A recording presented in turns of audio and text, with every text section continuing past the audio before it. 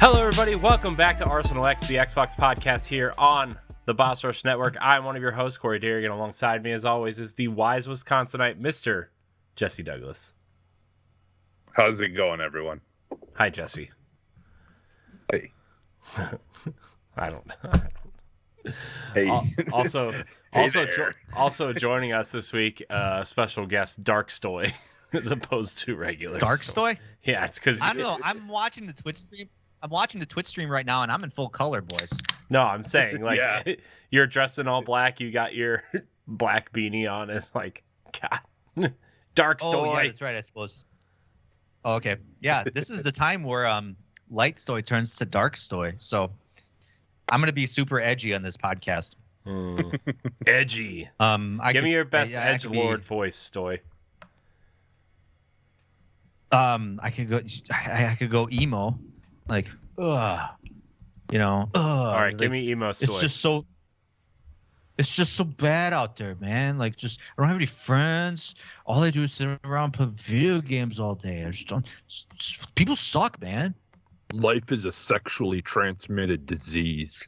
Yeah, all these people walking around with Wow, STDs and like they're all fake. Everybody out there is fake. That was dark. Jesse, do that little hair whip thing. I know you can do that. There you go. Yeah. You guys are just the. Because you got that. Yeah. He has that like one side that like apparently his barber was like, "Fuck it, I ain't gonna cut that side." So like, I'm just gonna leave it like that. Yeah, like, what's just up with shave kids these one days side. having like half their head cut? I don't know. Like, I don't get it. I don't know. I don't understand anything. Corey, that you tell happens. me you're young and hip. That's What's up a with that? false statement, as I've ever heard one. It's I don't know. I think you're pretty hip. You're pretty cool. That's not true. Who thinks that? Okay. Who I thinks think that. Hmm. I do. I don't know. You're hip. You dance the Macarena before every episode, and I do. and you the get on the hottest Venga music bus. of 1999 is the Macarena. You get on the Venga bus when you go to work.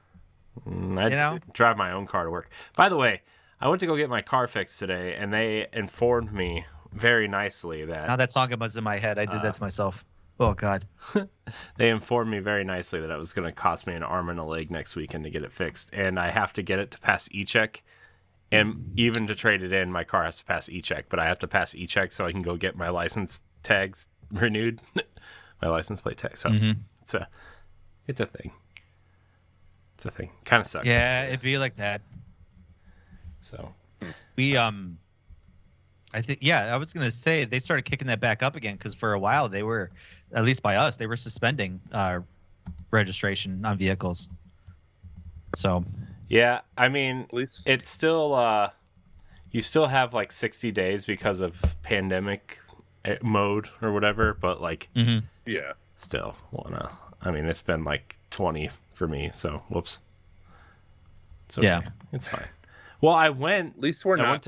I went to go do it, and then I didn't pass e-check, and then it's gonna take like a couple weeks to get the part, or like a week to get the part. So I was like, oh God. Anyways, I was gonna say though, at least we're not New Jersey, where like every 6 months you gotta get your emissions checked, and if your car's like putting out too much bad emissions, you can get fined for it if you're not doing stuff to your car, and like it's just like, man, what a mess. So it's true. every 6 months, damn. Yeah, I think it's like every 6 months. They're like the only state that has to do that. It's like really, they have like really weird emissions laws. Well, Yeah. Jersey's a dirty place anyway, so I suppose they have to do that. I mean, Sorry for any Jersey fans out there. Jersey actually isn't too bad. Like, because they have all these restrictions. I suppose, yeah. Well, and I mean, I when I was like 18 or whatever, one of my exes was actually from there. I met over the internet, and I had gone there a few times and actually seen her. And they had some like really, really, really nice places that reminded me of some of the areas in California that I went to. Because like literally every park there is like a really, really nice garden, like cool. with waterfall and like little water like streams and stuff in them, and like it was there was some really nice areas. I went to Nutley, Nutley, New Jersey. Can I speaking of New Jersey, and I want to say this before I forget, but like I really appreciate the different Covenant voices in Halo Infinite. And did you guys hear the New Jersey accent ones? No, I didn't. It's so good because a lot of times I like to I have no central awareness of like what's around me sometimes. So sometimes I'll be walking through an area and I'm like, oh wow, there's a bunch of them standing right here. Oh shit. So like one guy he was like, well, when that Master Chief walks in here, I'm gonna blast him. And I was like, what? Since when did these guys get to be a bunch of Jersey mobsters? It's great. Yeah, that's funny. Yeah, it is funny. Like when you just hear like a bunch of the grunts just talking shit. Mm-hmm. Yeah.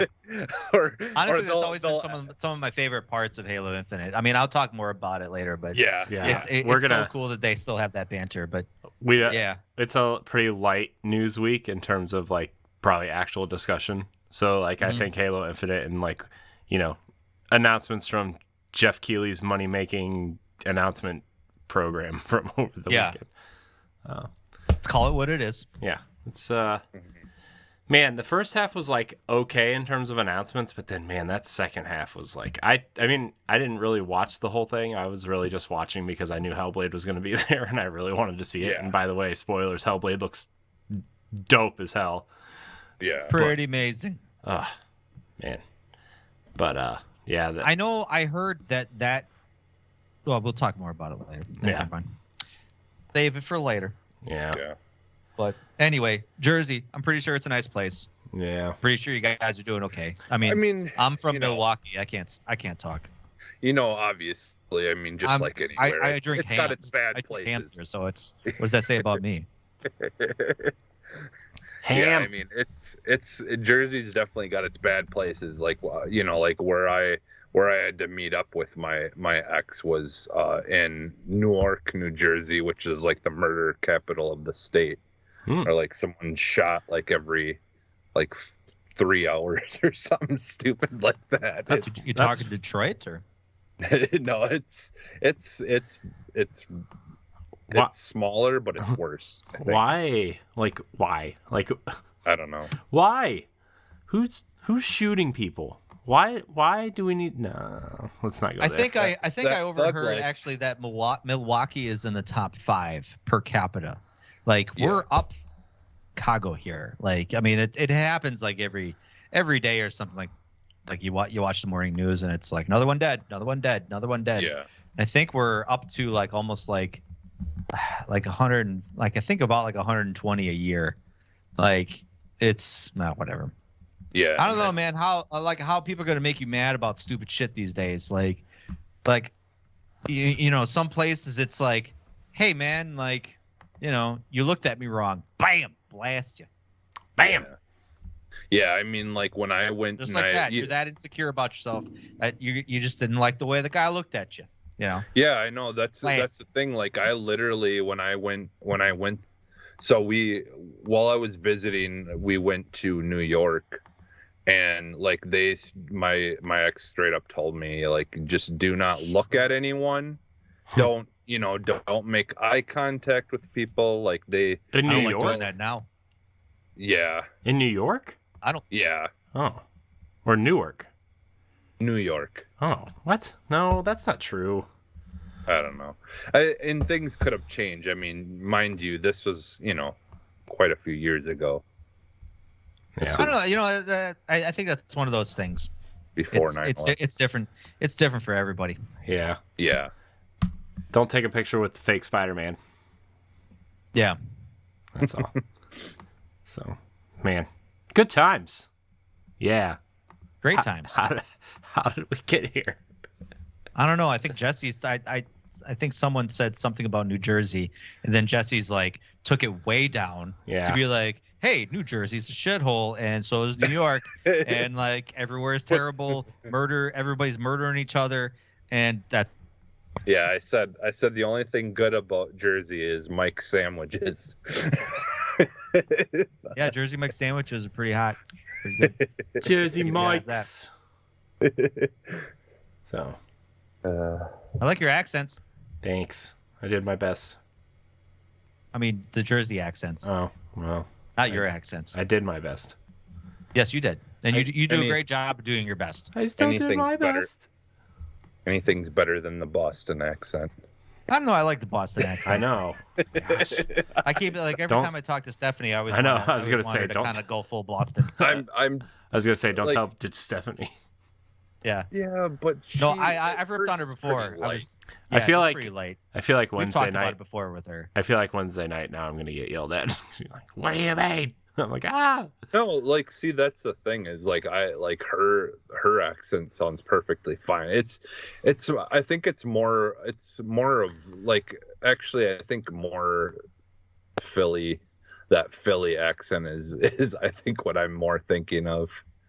Well, Boston's pretty bad. God. They can't even say ours. Like, Well, tell her to say, yeah, tell some her of to them say are, how like, wicked strong. smart she is by parking the car in the car park. Ah, Like, try to have her say that in a full Boston accent. See how that sounds. God. Park the car. We're here. Right, wicked smart. You park the car in the car park. Oh, Park God. the car. All right, I'm getting us out of here before we all get yelled at in our Twitter Whatever. chat. You know what, Bostonians, come at us. Come at us. I mean, I'm from Wisconsin, and we can't say Milwaukee, right? It's fair. We say Milwaukee. Like, we just skip a few letters, Wait, Milwaukee? and we say bag. I've never heard. I've never Oh, heard. God. No, you gotta live in Milwaukee to know that. Like, Mm. it's a thing because like when people say, "Oh, where are you from?" I'm from Milwaukee. I think Milwaukee. it's just in general, a lot of times people have a hard time pronouncing city names and stuff here because they're like Native American or whatever, and they don't know how to pronounce certain. But living here, you hear it all the time, so it's not that big of a deal. But Oh yeah, try saying Economowoc, or like I think I got into a fight with Josh all the time. Every time he says McWanago, yeah, like he says it McWanago, like he adds an H to it, and there's no H in it. So it's like, why put letters into things that don't belong there? Like, don't. But that's the English language, and the English language does that all the time. like I always love the GPS Google GPS always says pronounces what it is. It's like Oneida, it pronounces it Oneida. Oneida, yeah. It's like, no, it's Oneida. Yeah. They don't. GPS doesn't work very well. It's fine. It's All right, okay. so Corey Don't says worry. put it in the bag. Corey, Don't- say put it in the bag. Why? Just say it. Put Just it out in the of bag. Bag? Okay. Jesse, how about you? It's bag. Put it There's in an the A. bag. It's not. It's Yeah, not see, big. See the difference? Did you hear the difference? Mm-hmm. Yeah. Well, Hear the my difference, Corey? Because you're talking, so Bag. obviously you didn't hear the difference. I did. Bag. I heard him. He says bag Okay. with an E. It's bag with an A. Yes, with an A. Yeah. My ex girlfriend and her sister used to say like bagel instead of bagel. Bagel. Oh God, I know that's how it's probably supposed to be pronounced, but ugh, I know. bagel. Bagel. Yeah. I mean, you put things in the shopping bag. yeah. Bag. Or when people say milk instead of milk, Yeah. those people. Oh, I heard someone say pillow once. Pillow? Yeah. Hello. Instead yeah. of pillow. Pillow. I mean, it's kind of the same thing. The IL, they pronounce it like L. Yeah. You know, if Yeah, everybody just talked the same, we wouldn't be having this conversation. Which means the podcast got that much more Yeah. interesting. I was gonna say, I think Hitler tried to do that once. I'm disappointed you're not drinking the white monster, the boomer juice. Yamada Zero Me? says that in the chat. I have the pink monster. It's the best. Yeah, and I just always drink the zero sugar one. I don't know. It's Sunday night, and I'm not looking forward to going to work tomorrow. So I'm Sunday fun drinking day. Hams brewed in true family tradition from purest water and choicest barley malt, grain, and hops. Born in the land of sky blue waters. It's fair. You know? It's great. You know what else is great? This show. You know why? because this is our We don't know the what we're doing. Xbox podcast here on the Boss Rush Network, where each and every week we get together with our friends from around the internet to talk about everything we love about Xbox, including news, rumors, new games, Game Pass, and more. Check out Arsenal X live on Sunday nights on twitch.tv/Boss Rush Network at 8:30 Eastern, 7:30 Central, or on your favorite podcast service on Tuesday mornings. Follow us on all social media platforms at Boss Rush Network and use the hashtag ArsenalX, and you can catch all of our podcasts, reviews, banter pieces, and more on our website at bossrush.net. Also, merch store. Buy your merch. It's a good time. Sick. It's a good time. If you I know, totally forgot to wear that shirt today. Damn it. if you know that person who likes the Boss Rush Network, you can buy them a nice, cozy shirt or sticker or mug with our logos on it. Maybe someday our faces on it. We'll see. Get in there. Buy it. It'd be pretty sick. Yeah, you can buy the sick shirt that Stoy came up with. Yeah. I bought it. I just haven't, I didn't wear it today. So sorry. Didn't even think of it. Anyways, we're going to jump into what we've been playing. Stoy, we like to start with you Oh, cool. most times. So we're going to start with you again, as tradition dictates. Yes, we must keep it tradition because that's what people come to expect. Yes. So, I mean, obviously, we'll all talk about Halo Infinite. I ended up picking, like, they just did a shadow drop on Game Pass. Like, hey, guess what? Serious Sam 4, Game Pass. Boom. I hate when Microsoft does that. I love it and I hate it because I know I had to update the ahead. Game Pass article last week like 4 times.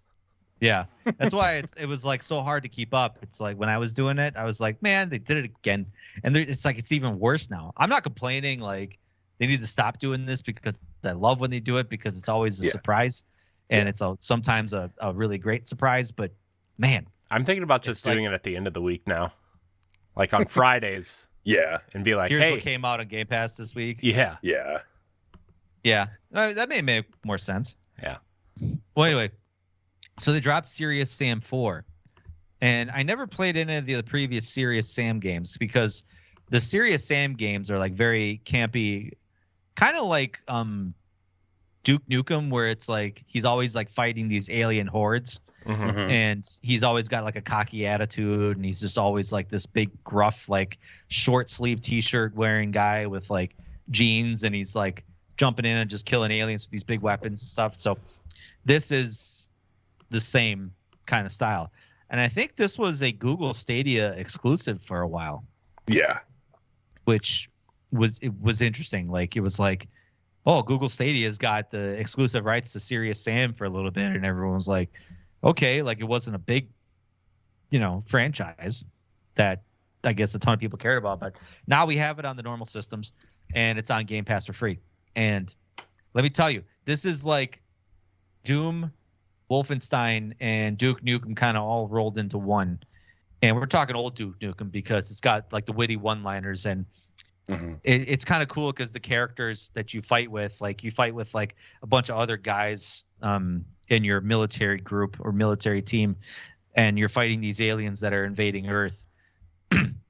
And they're trying to, it's funny because the game starts out where basically you're trying to break into the Vatican to steal the Ark of the Covenant because the Ark of the Covenant has a alien artifact inside it that you need to fight the aliens. And the Ark of the Covenant is an actual alien artifact. It's not actually made by humans. So it's kind of an interesting start to that story. And nothing really gets mentioned about it until really way later. Like you're just kind of surviving like the rest of the time, and all it is just basically a run and gun shooter. That's it. Like it's just that style of Doom or Wolfenstein where it's like there's no, I mean, cover's not going to really help you. Like it may help you, but you have to run and gun, and you have to go as fast as you can. And the game actually tracks each checkpoint, which is kind of cool. Like it actually tracks checkpoints of like how fast you've gone through it or how fast you defeated these enemies. And it's kind of like that scorekeeping a little bit to where it's like, okay, all right, if I were to play this again, can I try to play this faster, or can I try to get through these enemies a little bit quicker? maybe if you had the right weapon combinations and stuff, because you got your standard shotgun, you got your handgun, you got your assault rifles, you got your rocket launchers, and you can upgrade the weapons too as you see fit. The double barrel shotgun is obviously, once again, the most powerful gun in the game. And the shotguns in this game are some of the most accurate shotguns I've ever played in any game, like out there. Like we're talking like you can make long range shots with these things. And the spread is like very narrow because like, how sometimes like you got a guy up on a rooftop and he's shooting at you. And it's like, if you blast him with a shotgun, like the spread is so wide that it's like, it doesn't even register. Not with this. Like you can actually use the shotgun as a sniper rifle sometimes, I think.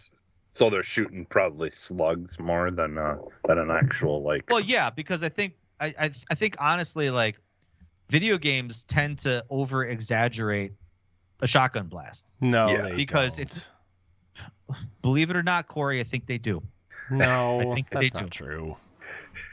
Because like it spreads so wide, and it's like the end of that barrel isn't that wide that all of a sudden it's like sprays out like you're just like spitting or something like that. Whatever. Yeah. Like there's still like kind of like a focal like cone shaped point that it's hitting. So, is this the most realistic shotgun blast in games right now? Probably not, but it's still kind of interesting that you're blasting a guy 30 yards away with a shotgun blast and you're actually registering. That's pretty sick. Sounds like Call of Duty. Call of Duty is the worst. I think it's one of the worst. Like, there's been times where like there's the sawed-off double barrel shotguns where you could akimbo them, and they had to, so many times in the past they've had to nerf the shotguns because you could just run around just like sniping people with them in some of the previous Call of Duty games. Yeah, because I imagine it was so deadly. Yeah, I mean double barreled anything, like it's like it kind of harkens back to Doom 2 back in the day. Yeah, and that really cool animation of just like you slapping two shells in there was always really cool at the time. Brings back fond memories of young Stoy. Young Stoy playing Doom 2 at the time. So is there going to be an Arsenal X or EXP prequel show called Young Stoy? Stoy. Yeah, who knows? I mean, if all of a sudden EXP cast gets canceled for some reason, or the season ends, then we got to go Young Stoy. I'll have to hire a young actor to play me on the podcast. Who's the actor that's going to play you in your life? In my life? Yeah. For your movie, the movie about Stoy, who's the actor? Why am I blanking on his name? Who is it? Like I see him, I'm blanking on it. I see him. Anyway, I'll think about it later. So the the game is very campy. It is very hokey. It's got a lot of like tongue-in-cheek humor. It's got a lot of obviously obscene humor and a lot of kind of like really funny banter back and forth. Obviously the game is not supposed to be taken seriously. The game is a lot of fun. It's a really fun shooter, and it actually kind of scratched that itch because there hasn't really been a good, besides Resident Evil Village at the time that game came out, there really wasn't a good first-person shooter that I really enjoyed playing. I mean, Call of Duty Vanguard was good, but once I beat it, it was like, yeah, that was all right. It was all right. But I had a lot of fun with this. I really logged in like, quite a few hours into it, about like 4 or 5 hours, and kind of going into steal the Ark of the Covenant, and use it against the aliens. It belongs in a museum. Audio. Sorry. But the got excited. No, you got to, man. Anytime an Indiana Jones reference gets thrown in your lap, man, you got to take that. Indiana Jones, man. Did you see Indiana Jones 5 got delayed again? They can cancel it. No, but no, that's my feeling on it. You know what? If you want more Indiana Jones, you could watch the original Indiana Jones movies. I know, but Stoy. I feel you. I'm always intrigued by a future Indiana Jones movie. Or play the game. It's backwards compatibility. You're backwards compatible. Today. Go away. You're talking Lego Indiana Jones, not the the original Xbox. Really? It's like a sequel to The Last Crusade. Yeah, it's called like it's in Games King, Pass, isn't it? No, hold on. I bought it when it was on sale. I did too. Oh, cool. Hold on. Games. Nope. Full library. Why don't you just games. Why don't you just go on? Because this is faster. My Indiana Xbox. Jones Xbox. Indiana Jones and the Emperor's Tomb. The Emperor's Tomb. I found that way quicker than you did, man. It's all right. It's like in Toy Story when they're like, they tell the pig to stop because he's searching for the Al's Toy Barn commercial, and he flips past the commercial, and they're like, "Go back." He's like, "Nope, gotta keep going, gotta make the loop." Imagine doing that today, man. There'd be like 9 million channels to blast through, or they wouldn't do that because they would just look it up on YouTube. Yeah.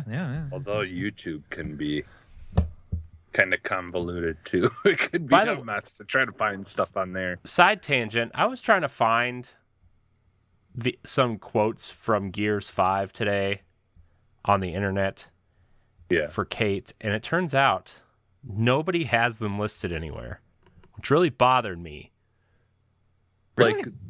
Yeah, because normally you can find quotes or lines from movies or anything practically. That's what I'm saying, and I couldn't find them anywhere. It really bothered me. That is weird, honestly. Yeah, that was my side tangent. We can continue now. I just was upset by that. Yeah, that is kind of kind of upsetting. Because I wrote our Halo our Halo Infinite review, and I went back to my original Gears 5 review that I did a couple years ago, and I was updating it so it would match the rest of the site, and I was like, you know what, I should probably do that. And I also republished it at a later date so people could find it easier. And I was like, I started my Halo Infinite review with the quote from the game, the missions change, it always does, or whatever he says. Yeah. They always do. And I love that line so much. I know, it's so good. He says it quite often, and I'm always screaming at the TV like, hell yeah, man. Hell yeah. It always changes. It was good. And I was like, oh, it'd be cool to add to my Gears review a nice quote from Kate, like an inspiring quote from Kate at the beginning of this review. I looked for 30 minutes and I couldn't find one. It sent me to a Reddit thread, and it was like I had to go to page 97 to find one. Is it well, Captain, screw your order. This isn't about you. It's about me. No, I need to fix this. I thought about using that one, but then I was like, no, I'll use something different. It was hold on, I'm almost there. I guess I could have just gone to reviews, but it's too late now. Too late. Keep scrolling. Oh my god, where the is it? But yeah, I want to play Serious Sam 4. It looked really good. I just haven't. I downloaded it. I hadn't gotten a chance to play it yet, though. Yeah, and that's kind of part of it. Is the game is just stupid fun. It actually controls very well.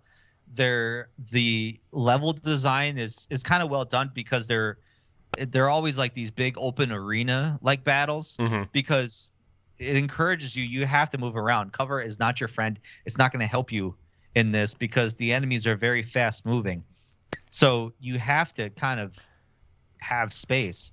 And every time you get into these battles, with randomly spawning enemies that kind of come out of nowhere, it's they're always in these big open arenas. So it's you got room to maneuver.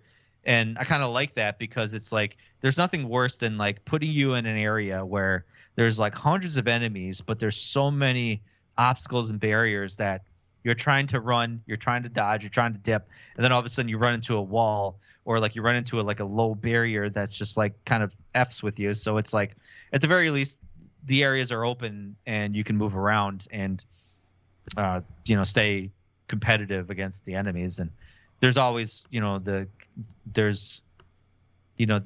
kind of like humans that can kind of shamble toward you like zombies. There's a big boomer like enemy, kind of like from Back 4 Blood or Left 4 Dead, where like if you shoot him and he blows up, he spits goo all over the place. Oh, okay. So it's kind of like in Left 4 Dead, but yeah, the game is like mindless fun. Like it's kind of got good tongue-in-cheek humor. They talk about like really good one-liners, just whatever. It's a good time. If you want a mindless first-person shooter, this is the way to go. And I think this is kind of one of the, like I said, in a year where we didn't have a lot of good first-person shooters, this is, I think this is going to whet your whistle. Ooh, nice. I love it when you wet my whistle. That's gross. I know. That was weird. It's gross. Now things got weird, Corey, man. Nothing's weird around here. It's all copacetic. I guess we're all just good friends, huh? Yeah. We're all the best. Otherwise, the best I've been playing. Otherwise, I've just been playing more Dragon Age Origins again. How is it? Are you trekking through? Are you doing all right? Man, it's one of those things. I feel like I've just like, man, there's so much more content. It's like when I get through to like certain points, like I just gathered all the Grey Warden treaties. Like I got the dwarves on my side, I got the elves on my side, and even just the mages, I got them on my side. And I'm like, man, there's still so much more of the story I got to go through. It's like it's gonna take me forever to beat this game because I want to get to Dragon Age 2 eventually, but yeah, we'll see how I get there. I've decided I think I want to make a calendar of like, hey, if I'm not playing something new and great, here are the games I want to play, kind of in like. Good luck. I remember I've tried that before and it never works. I know. I always try and then I don't. I always have that problem where it's just, man, I buy too many games and I have such a short attention span because like, and then I'll always go back to playing old games. Like I'll get that itch. Like lately I've been getting that itch to go back to Dragon Age, and it didn't help that Lore Together. That podcast has been kind of like dumping a lot of Dragon Age lore, and I'm like, reading on that, and I followed their stream last night, and I was like, man, I really want to get into this now, like back in the Dragon Age universe. So yeah, that always happens with me with certain games too, where like I didn't play a lot of it, and then all of a sudden someone will go do a deep conversation about it, and it's like, man, I should get back to that. Yeah, I know, and it's like I got a stack of games that I still have to get to. Like I still have to beat Guardians of the Galaxy. I still got to get into Lost Judgment. I barely got into Far Cry 6, and just games I want to get into that I'm like that I need to get into, and I'm like, here I am stuck on a damn Xbox 360 game. So I mean, whatever. First world problems. Right? It's fine. Hey man, video games are great. Yeah, and I mean everyone consumes video games differently. I'm kind of the same way. My ADD brain, like, it's something's got to really, really be able to hold my attention, or otherwise I'll drop off of it for a while. And sometimes just all I need is like a break from it, and then come back with a fresh, interest. Yeah. So, yeah, it's just there's there's even some people that all they do is play one game all the time. Yeah. Well, somebody will just only play Call of Duty all the time, or Rainbow Six, or Madden or FIFA, where it's like, that's all they play. It's like, all right, cool, that's great. Yeah. Like I went to Josh hosted another fighting game tournament, and there's people there that play Smash Brothers all the time. Like that's probably one of the only games that they play. It's like, man, how can I need to do something else? I need to do different things. Yeah. I used to be that way. I used to literally just play Call of Duty for like 10 hours a day, 8 hours a day. Man. And that's it. I would just go play multiplayer and I got really good at it, but I haven't done that in years though now, because I can't anymore. I gotta play different stuff. I gotta do different things. You got responsibilities. You can't sit down and play games for 8 hours a day anymore. Yeah, exactly. You got kids, you got a family, you got a job, man. I'll be lucky if I get 8 minutes without being bothered. Yeah. that was when I was working 12-hour shifts, and it would be like 3 on, 2 off, 2 on, 3 off, and like just. So I would have days where, my wife obviously is working because, most people don't have off on a Monday and a Tuesday or whatever. So I could just sit at home and just play for like 10 hours. Yeah, those are nice times. I remember. I think I had a third shift job when I had my 360, and man, I had plenty of time to like beat games over and over and over again. Like that would be the time where I would go back and play Rainbow Six Vegas all the time. Terrorist Hunt, man. Yeah. Some of my favorite times. Good times, they say. Yeah. Yeah. So, man, I don't know. You guys want to talk about Halo or something like that? I don't know if you could. Like, we can, unless I kind of wanted to save Halo for last, just because I think we've all been playing it, and like that would be like a good transition thing, I guess you would say. Sounds good to me. Unless we want to jump into it now. Well, I'll just. No, Jesse, what have you been playing? Yeah, Jesse. So tell us what you've been playing. So, I've been playing Gears of War inside of Fortnite. Oh, because you got the Marcus and Kate skins. Yeah. God. Yeah. So I've been like. I almost pulled the trigger like 4 times, and I'm like, I'm never gonna play Fortnite unless it's with Jesse. So do not do it. Honestly, I play every weekend. So because I got I still am a the Fortnite crew member. So it's like $11 a month, and I get like a whole bunch of skins and V-Bucks every month. And and then obviously that includes every time the new season or the battle pass starts, I get that instantly right away too. Yeah. But yeah, so I play it all the time because I've always got something to try to achieve. Yeah. For a while, especially when the season just started. So I've still got a long way to go. I think I'm only at like level 50 on the battle pass. And that means I got another 150 levels to go until I finish it. Yeah. God. Because I wanted the Halo skin also, and I'm like, no, you're never going to play. Because I think doesn't the Marcus skin on Series X have the matte one too, like the way that Master Chief had it? I don't know for sure. I know Kate has 2. I think she's the only one who has 2 outfits. I don't know. Maybe not. I could be wrong. I wrote the article on Boss Rush where Marcus has 2 outfits. I just don't remember how you get them. Oh, okay. I could look it up, I guess. That could be, yeah. Because like right now, like you can get like, how you have the little spray paint things that you can do instead of an emote. Oh. Yeah, they have. That's like the main Gears of War storyline thing that anyone can. I think anyone can play and unlock that emote thing. All right, so when you play a match on Xbox Series X or S after purchasing the Marcus Phoenix or Kate Diaz outfit, you unlock the outfit's matte black style. Okay. Huh. I'll have to look at that. So it's only for him though. Both of them. It's for both of them. You have to play as one of them, and then if you play as Kate and finish a match, you get her outfit. If you play as Marcus and finish the match, you get his. Huh. Okay. Did it not unlock for you? I don't know. I don't remember anything unlocking like that for her. Because I've only played as her so far.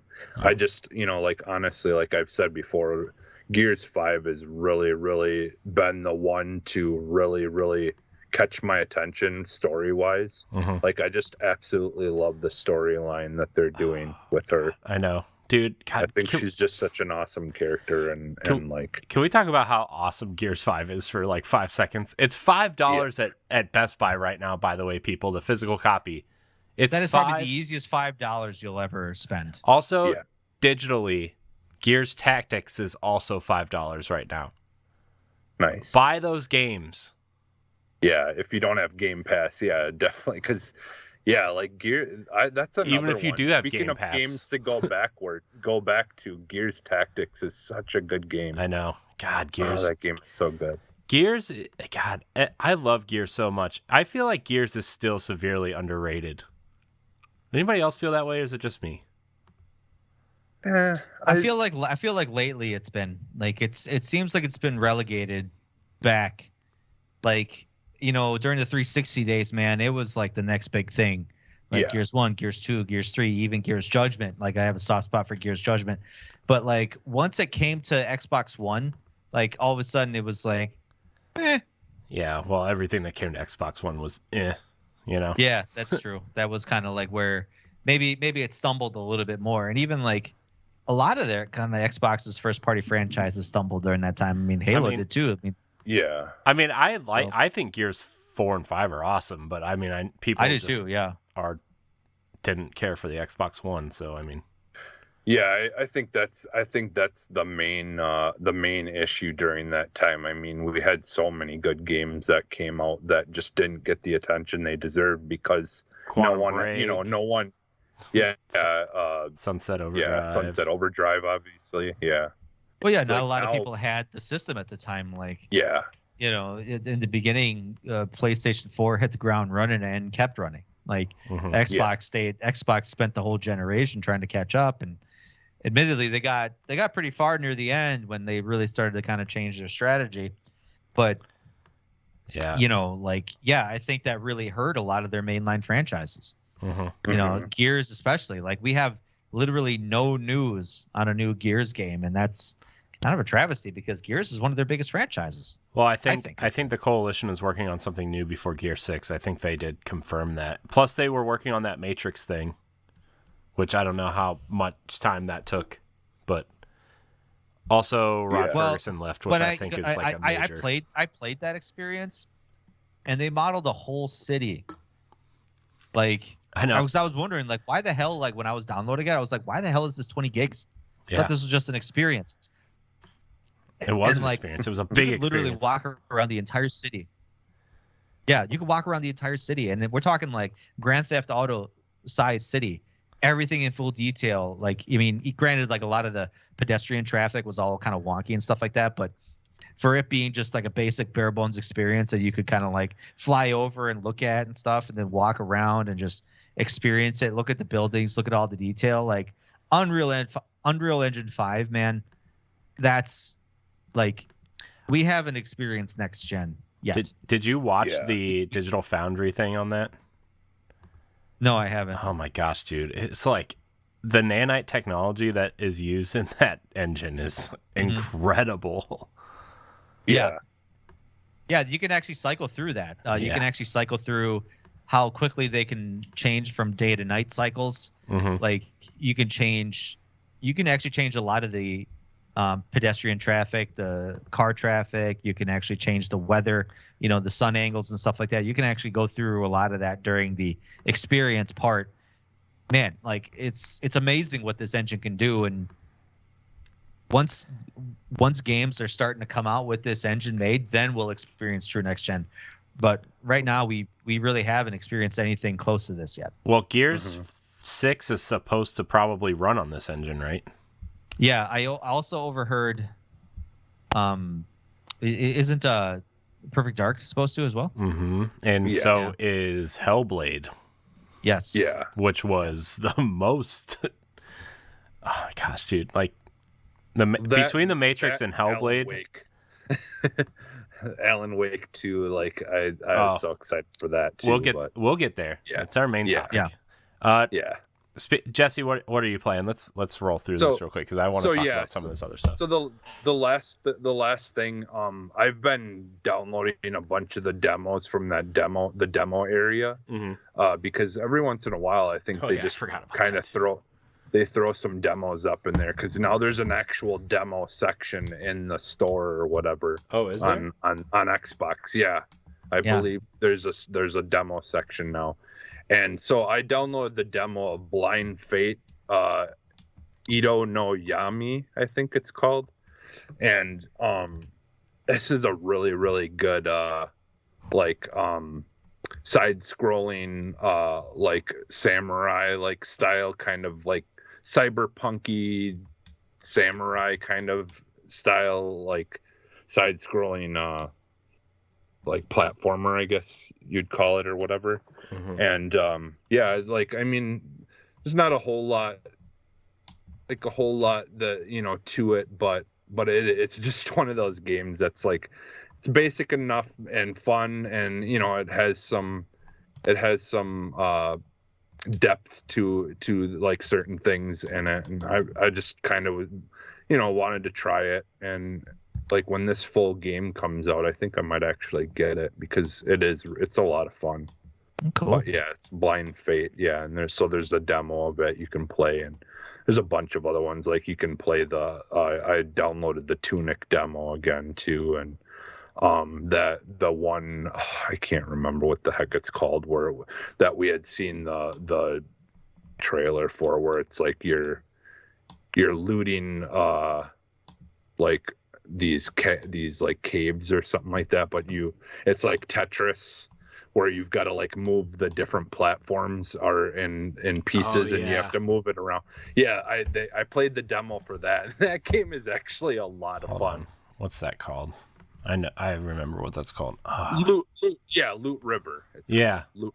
Yeah. So yeah, that is actually really fun. So they have a demo for that. That's pretty big. Like, all these demos have a good chunk of content that you can play. So, yeah, I definitely go check out some of those demos and just go through it, because there's like tons of them in there. Yeah. Yeah, I've been waiting for that Justice Sucks Recharged game that I talked about, I think, last week, where you play as the little robotic vacuum or whatever, and you go around trying to stop people from stealing money and whatever, and you can hack into things and make stuff like speakers blow out, and then it will knock them, like, because in the one demo you're playing on like a cruise ship, and so the speaker blows up and knocks the person over the edge of the boat and kills them. Wow. And just like weird things, like it's one of those fun games like that are just kind of dumb fun. So yeah, there's a bunch of good demos on there, so go check those out. Yeah, but that's pretty much it for me then. Cool. I do want to talk about Halo, because I've been playing that. Like I said earlier, I wrote the review on the website, so check that out. But adjacent to Halo, I've been playing the Destiny 30th anniversary event, which includes a ton of Halo content, as well as Myth and Marathon, and there was another thing in there that was related. But anyways, no Oni stuff though, because I think Rockstar actually owns the IP. But gosh, that was a weird game. It was a Rockstar published Bungie game exclusive to the PS2. I remember that.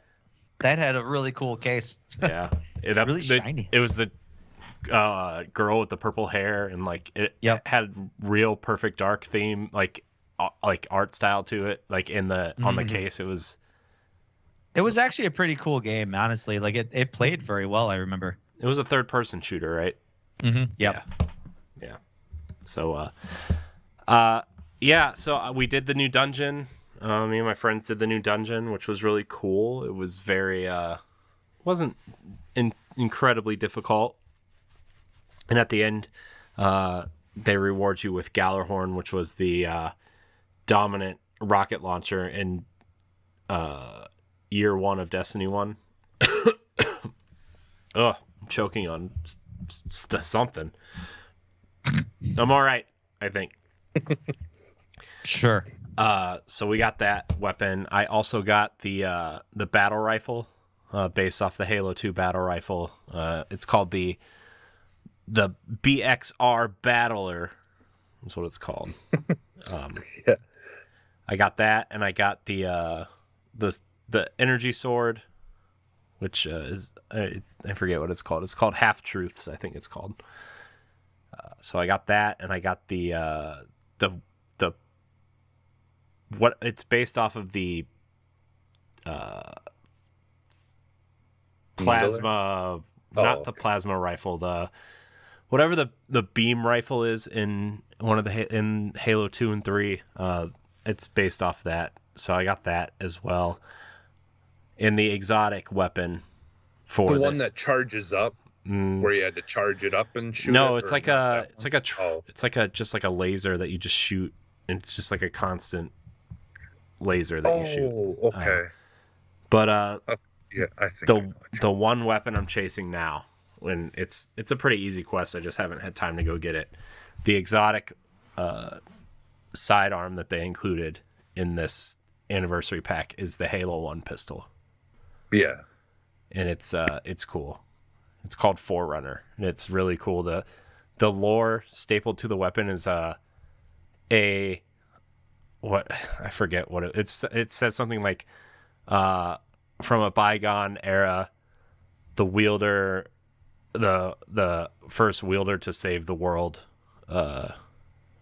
used this weapon to take down his foes or something.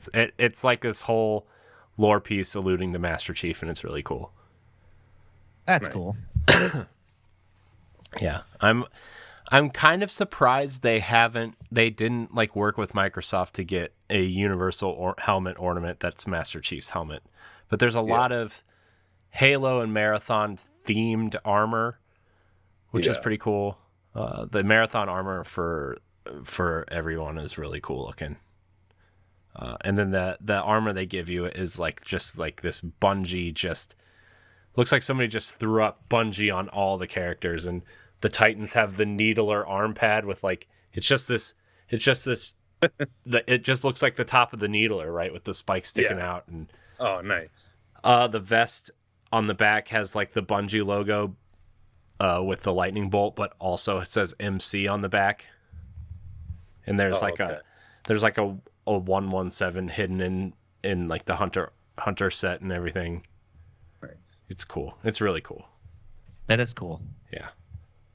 So I've been trying to find all that stuff. It's fun, and if you know the history of Bungie, it's even cooler. Mm-hmm. But Halo Infinite is the game I think we've all been playing at least a little bit. Yeah. Man, yeah, a little bit. The open world nature of this game is cool. And as someone who's never really played a Far Cry game, this concept in a first-person shooter is new to me, and it's very exciting. Yeah. Yeah, it's not a direction I thought Halo would ever go. Like, I would never think they would embrace something like that, much less have the fans embrace it as much as they have. Because, I mean, even leading up to it, when they talked about the type of campaign that they were going to do, a lot of people were like, yes, sounds great, let's go. Mm-hmm. Mm-hmm. Yeah, it's I mean, the game starts out like a normal Halo game, right? Those first two levels are very right, because you're escaping the banished ship, and then you end up getting to the Halo ring. And but yeah, I got huge Halo 1 vibes doing that. Yeah, I just remember like mostly my first experience with Halo, the first one is like going through that ship and like having similar style corridors, like going through and the doors and stuff, but. Some of the areas were on fire and stuff like that. Yeah, it's so cool, man. Like it really reminded me of when you were talking about Halo 1, the kind of the levels leading up to before you get to the flood. Mm-hmm. That's what it kind of reminded me of, like the blues and the darks with the kind of God rays coming through. And I guess the library with Guilty Spark, I guess, was what it kind of reminded me of a little bit. I really thought once the blast doors open into that third mission, and it opens up kind of into that first section of before you get really into the open world, was like that moment was really cool, going out and kind of taking out that first FOB, or and just taking it out was really cool. So. I'm assuming. That revealed too. I think. Did you actually? I mean, it took me a while. I had to go back to it, but did you actually go on top of that spaceship? No. And experience the Halo music, the Halo theme? No. So there's right by that Tartarus or whatever. Mm-hmm. After you defeat that guy, and you go out to the open world. Yeah. There's like it's kind of like right outside. There's like that spaceship that's kind of like that crash landed spaceship, and right at the front by the nose, there is a little platform that's on there.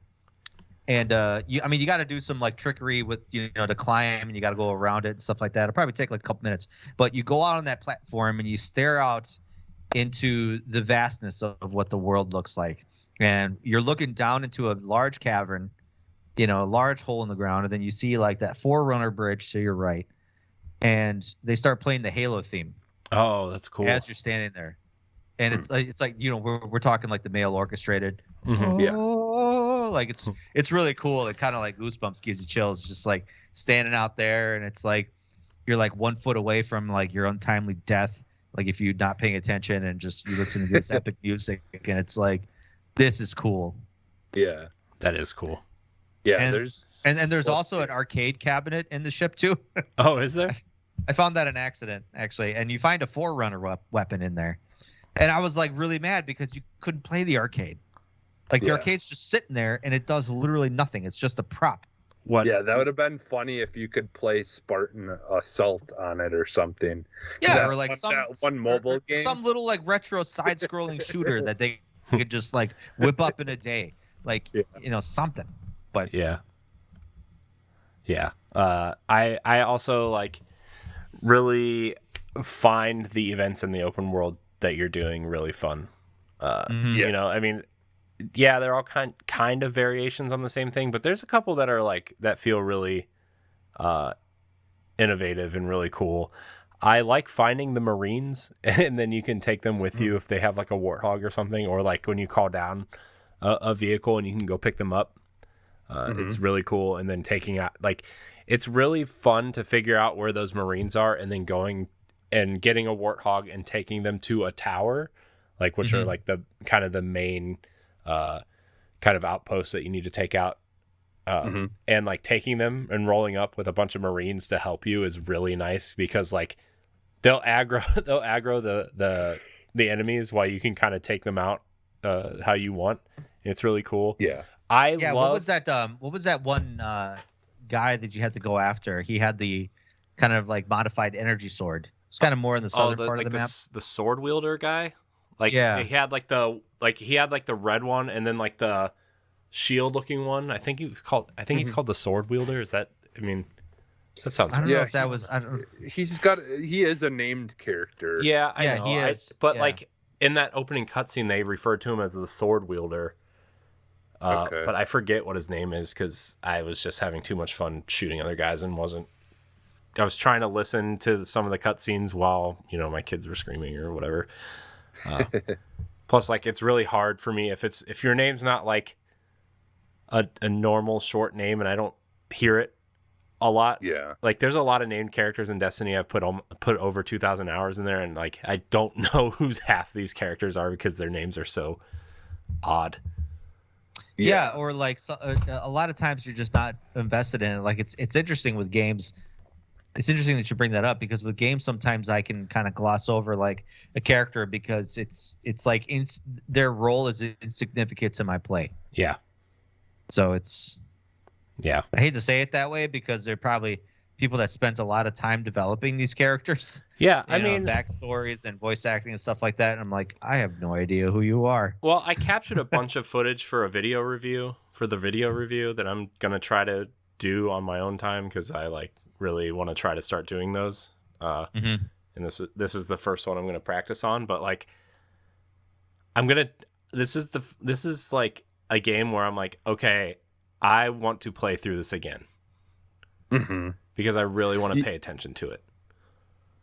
Yeah, see that's like right now what I'm doing is, I'm kind of, going around and searching and, doing that kind of stuff, but I am kind of, also mainlining the story.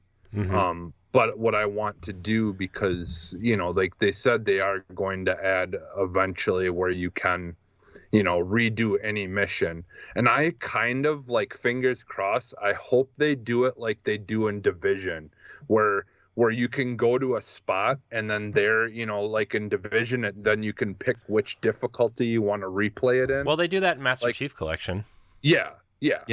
So I'm hoping, that they do it. Well, that's I think they're exploring that, because you can't replay any of these missions unless you start the game completely over. So I hope they're kind of exploring those options where, like, if you wanted to, like that first mission where you save the first Spartan, or where you go after the first Spartan, you go after that assassin with the blade. Yeah. If you wanted to play that mission again, but maybe at a harder difficulty or even an easier difficulty, like you can do that. Yeah. Yeah. Plus, there's a way to do it. Plus, like, if you're like not trying to do the whole playthrough on Legendary, but you want to start going back for those achievements or whatever, and you just kind of can choose which missions you want to do and kind of do them at your leisure, right? Like, that seems like a smart thing to do. Yeah. So what are you guys playing on? I'm playing on heroic. I'm playing on normal. I'm playing on heroic as well. It's hard though. It's I'm hard. like a lot of the times I was like, man, maybe I should have started on normal, and then like once you're able to play with other people, you could like switch it to legendary, because it's the one my well, not my one criticism, but like one small criticism I have is like when you die, like the checkpoints aren't as welcoming as previous like Halo 4 and 5 were, at least. Nope. Like sure they send you back like a couple minutes, which is like, okay, well it was enough for me, like when I was playing late at night, it was enough for me to be like, maybe it's time to turn this off. And I think that just depends on like what you're doing, like if you're let's say in an area that's taken over, that's got a whole bunch of enemies in it, I've noticed that, like, if let's say I went into one area, like it saves a couple of times when you're in battle with stuff. Yeah, I've noticed. But yeah, if you're just doing stuff like out in the open world and stuff, a lot of times, it will like put you back in certain, areas where it doesn't seem to save as much. Yeah. When, in that area. But well, even like I had it when you were storming that tower, like even like going through an actual mission, it started me over from the beginning, and I got 3/4 of the way into it. I activated the gravity well. I went up the tower and stuff like that, and I was like, okay, this is a good place for me to stop. And then when I restarted it again today, like I was like, oh man, like I just lost all that, because I it's so easy to get lost in playing this game, of just like getting into the combat so much that it's like, your AI. Is her name just Weapon? Like, is that? It's just the weapon. It's just a weapon, yeah. And like she's just like, hey, don't forget to activate the gravity well. And I'm like, I'm having fun here. Stop killing the vibe. Yeah. And she comes in every now and then. Don't forget that button's over there. Yeah. Activate the gravity well. It's like, no, I'm having fun. I'm having fun. Don't bother me. Stop. Leave me alone. She stopped me a couple times and was like, hey, why don't we try going towards the objective? And I'm like, no.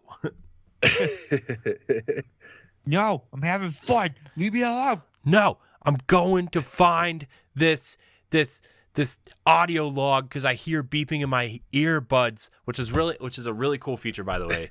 Like, yes, when there's an audio log. I love that, because I'm not spending 30 minutes looking in an area trying to find an audio log that may or may not be there. Yeah. If I hear it, then I'm like, all right, cool. That's like nearby. Great. Yeah. Instead of just like, there's probably an audio log here, so I better walk around and find you for 20 minutes.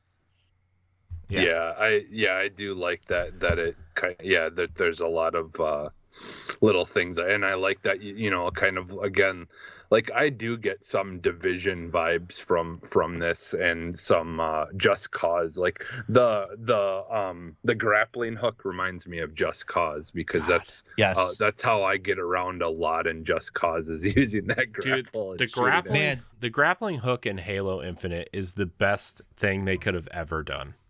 Yeah, honestly, when you hit that point where you're trying to like get over an obstacle and you hit that right point of that wall where you just kind of like skyrocket over it. Yeah. Oh man, it's like poetry in motion. You're just like, hell yeah, you hit that just right. Dude, I love like, I mean, I did this in the multiplayer too, but like I love grappling to either like a ship or an enemy and just meleeing them when you get there. Hell yeah, dude! I laugh still. I do that hundreds of times, and I laugh every time I do it. Yeah. I'm like, ha! It feels so good, man. Like like when there's a brute on top of one of the buildings, and you're kind of like I unloaded a needler while I was running towards him stupidly instead of hiding because my health was low. But like I grappled up to him and meleeed him, and then switched to a shotgun and shot the elite behind him, and it felt so good. Or like I was flying a wasp around, and like I was shooting some guys, but I didn't see the banshee flying around, and it shot me down. But I grappled to the banshee as I jumped out of the wasp, and like took over the banshee.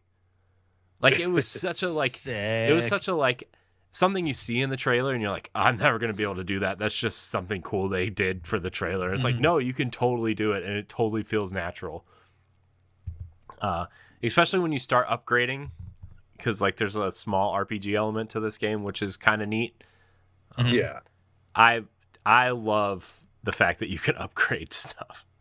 Yeah, really, honestly. I mean, even just the grapple hook. Yeah. To where you can unlock the ability to like shock enemies and stun them as you latch onto them. Like it's really cool.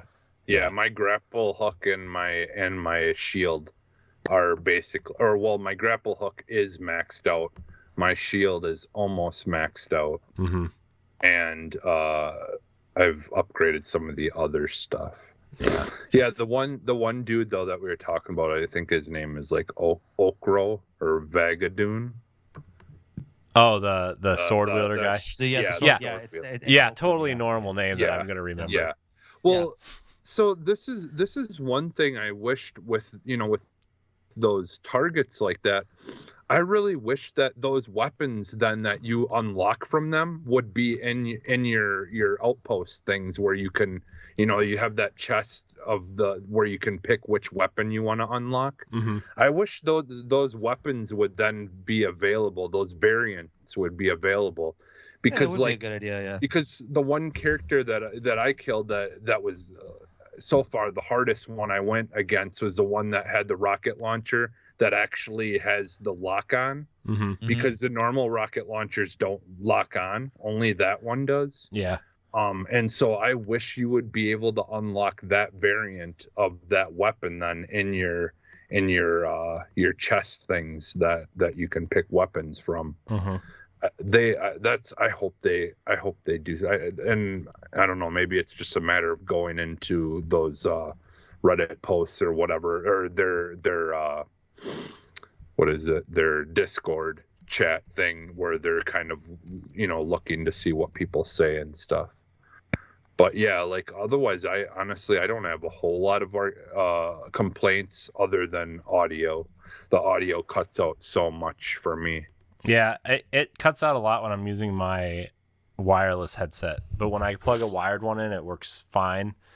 But I'm also like I'm also trying to record everything I play right now with it, so like I'm playing it not like a normal human, which is why I want to play through it again. I'm playing on my 5.1 and I don't have any audio issues. Yeah. Yeah, and I don't like. I'm pushing the button that normally is the horn for the warthog, but you don't actually hear it, but you will see the guys run over to it and get in. So it's like the horn isn't even working at all for me, and any of the vehicles.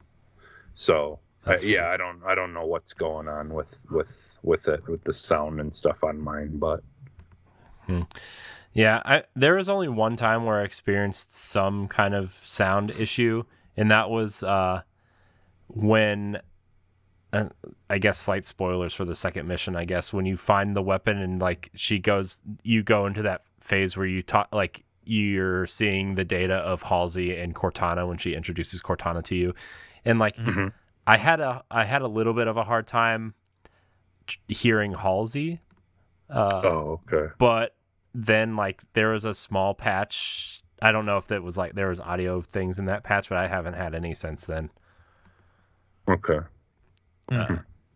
But my wireless headset, like I like it a lot. It works really well when you're chatting with people, but when you're just listening to game sound, it's kind of all over the place. So, but yeah, I guess I don't have I haven't experienced any any issues like that. It's kind of weird.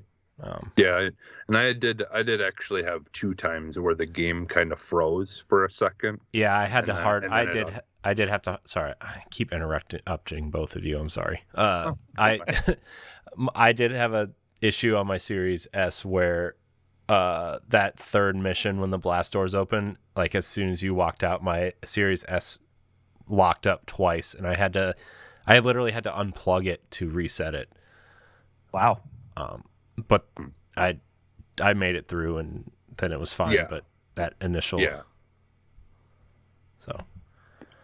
Yeah, because I'd had those 2, like they were like back to back. There was something, and then all of a sudden, like I haven't had any issues like that since. Yeah. It was just like for whatever reason, what had happened is I had done something, like some kind of like a maneuver with my grappling hook, and while it was in the process of something else happening or something like that, and I think I just like glitched it out.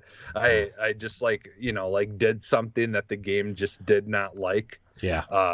And it froze just for a second, and then it just went right back eventually. But yeah, it was just I glitched it out weird for some reason, and but since then I haven't had any issues. But just like I said, sound stuff, occasionally my sound cuts out. Yeah. It's I don't know. I mean, there's some other little nitpicks that I have, like just some of the ways, like sometimes I feel like when you die it's kind of cheap, but also that's Halo. I know that's what I was honestly like. Halo, it's one of those things, like it's frustrating, but it's like, well, this is how it's always been. Yeah. So I kind of just ignored that. Well, and especially when you're snipers. Snipers are so freaking overpowered. Like, come on, man. How do you go through my shield and my health all with one stupidly placed shot? Yeah. Yeah. And when you're playing on heroic, those snipers are I like it though. I really like that I have to like not really stealth the mission, but I have to like be like, okay, you have to be tactical. You got to be smart. Yeah.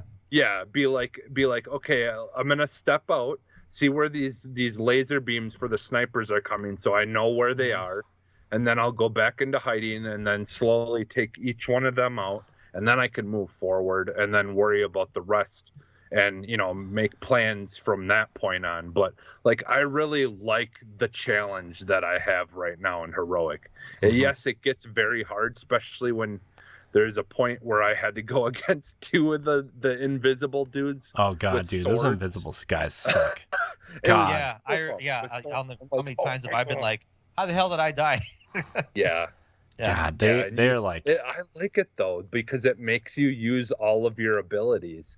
Because you'll have to actually use that target acquisition sensor. Yeah. You actually have to use that, and it sucks because you got to take your grapple hook out of your available like usable inventory at the time to use it. But it's like you just push right down. Yeah, right. Like I've gotten to the point now where I'm like used to switching everything, so it's super easy. I have everything memorized. It's just like right. If I want to switch back to my grappling hook, right down for that, right back for the shield. Yeah, like. Yeah, I really like though that they're kind of making you use those things, and they don't just feel like things that are in the game for the sake of being in it. Like like I've had some of the issues, and we've talked about this before with Gears of War, where a lot of those weapons you don't even bother using.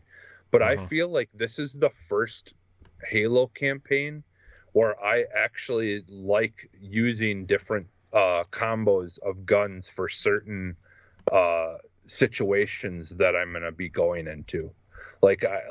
I've never felt that way about a Halo game before, like where I actually want to change up my weapon, set for depending on what kind of enemies I'm going against. And I think part of that is just because of the fact that we are going against a mix of different enemies, that are working together versus it just being, like in the past, for the majority of the time, just like, these enemies, and then maybe you'll go against these other enemies later. Yeah. But yeah, I do really like that aspect of it, that it just really feels, even when you're doing things like in the open world that can feel tedious, it's still on heroic, at least. It gives you that like kind of challenge that keeps it interesting, and you don't get sick of it. Yeah. So. I also, like, speaking on that, I really like the implementation of the boss fights. Yeah. Halo hasn't really had a history of a lot of boss fights, and obviously Halo 5 had the same boss 6 times, so, Yeah.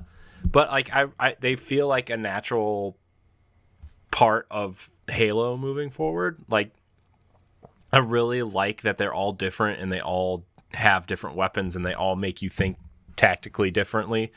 Like, I love the boss fights. I think they're cool. I mean, they're hard as hell, but like, they're cool, and they all, dude, like, they all, sorry, Jesse, they all, like, right, like, they all have cool dialogue, and like, they have like their mini cutscene, and like, it's just cool, man. It's cool. It's cool. I love it. Oh, yeah. God, Halo's so good. Yeah, I think I died like 40 times going against the dude with the lock-on rocket launcher. Oh, God, dude. Because it was just so difficult, because like literally there would be like, I would be behind, like kind of somewhat behind the stones, and that rocket would just curve right between that little opening in the stones and get me. I'm just like, God damn it. Like, seriously, How did it go through those without hitting anything? I know, first? It really makes me regret not playing on normal, like, Stoy. Yeah, but I'm liking that challenge, though. Because, like, honestly, I think this is the hardest Halo that we've had so far. Yeah, it's fun though. Like, it's definitely it's not perfect by any stretch, but it is fun, and it has a lot of, like, there's a lot of heart in it, which I appreciate. It feels like a lot of love and heart went into it, and obviously money because it's Microsoft. But I'm really happy that 343 got to finish this game and kind of, like, didn't, with the lack of better term, shit it out last year. I'm really glad they figured it out, and I'm excited for future expansions and whatever, because this is the platform for the next 10 years of Halo, right? This is it. Yeah, and that's something that I just wanted to, quick talk about. Like, like, we kind of talked about what we think they're gonna do. Like, are they gonna do the Destiny kind of, like, big chunks of story coming out and stuff like that every year or so or whatever? Yeah, and is it gonna focus on Chief, or are we gonna get, like, every other expansion is gonna be like ODST versus Reach or something? You know what I mean? Like, are we gonna get a prequel story that tells what happened to some of the Marines before Chief gets there?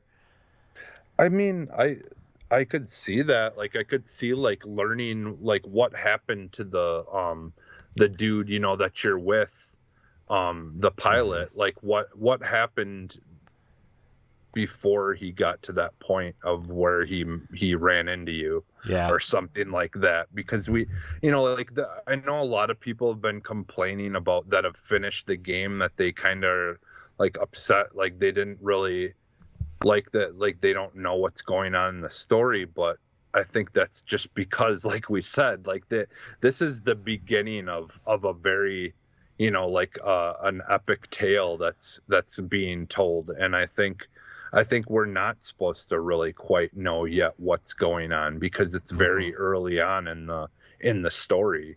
Yeah. Like I mean, we have an idea obviously of what could happen. We eventually do, find Cortana, and but like I'm interested, like what is that interaction gonna be like, and is it, like because I really do, like, as much as I know a lot of people did not like the story in 5, I do like aspects of the story. I do like I like aspects of the story. I was just told terribly. Yeah, I like where it's put us in the storyline, but yeah, getting there wasn't the best. Yeah. But I do like where it put us, as far as a storyline of what's going to happen in the future and how we're going to figure that all out. Mm-hmm. Yeah. Also, multiplayer, very good. I know, Stoy, you're not a big multiplayer guy, but this is one I'm going to stick with for a while, I think. And unfortunately, though, like every other game, when it's popular, you got a lot of cheaters right now. Yeah, that are making it not fun. Yeah, I kind of turned off the cross-play thing because you can do that. Oh yeah, because I watched a video someone had posted up where a dude was just straight up running. He grabbed the sniper rifle and was just no scoping people from like across the map, and just would turn and boom. Like get 3 people in 3 shots, like just rapidly. Yeah. And he had like a 20 kill streak going on or something insane like that. Yeah, it was ridiculous. Yeah, it's just like, I just hate it, man. Like, I just don't. I guess the thing is, I just don't understand. Outside of just being a douche who wants to try to make videos to get clicks on YouTube or whatever. Yeah. What fun is that? Like, it when you really don't have to have any skill or actually try whatsoever. How is that any fun? It just doesn't make any sense to me. Yeah, I don't know. People are stupid. Well, people like to succeed right away. They don't want to put in the time and the effort and the struggle to get good. For example, they just want to be good right out the gate. It's like, but then, like, what's the point of even playing? Yeah. And well, for them, it's just all about success. Good. Yeah. For them, it's just all about success. They just want to go in, guns blazing, be successful right away. They don't want to go through the trials and tribulations of trying to get better. These are people who have been spoon-fed their whole lives, or just like, I don't want to work for it. I just want it to be given to me right away. So yeah, it's fair. That is so fair. I have a kind of like a feeling about Master Chief's story going through this, because there's a couple little intimate moments that Master Chief has been having lately that I've noticed, and it hit me really hard. And this is kind of spoiler territory too, where you rescue that Spartan, Griffin, I think his name is, and he has that moment after he passes, where he's just still. And it's like, even like the guy over the radio is like, hey man, I'm not sensing movement. Is everything okay?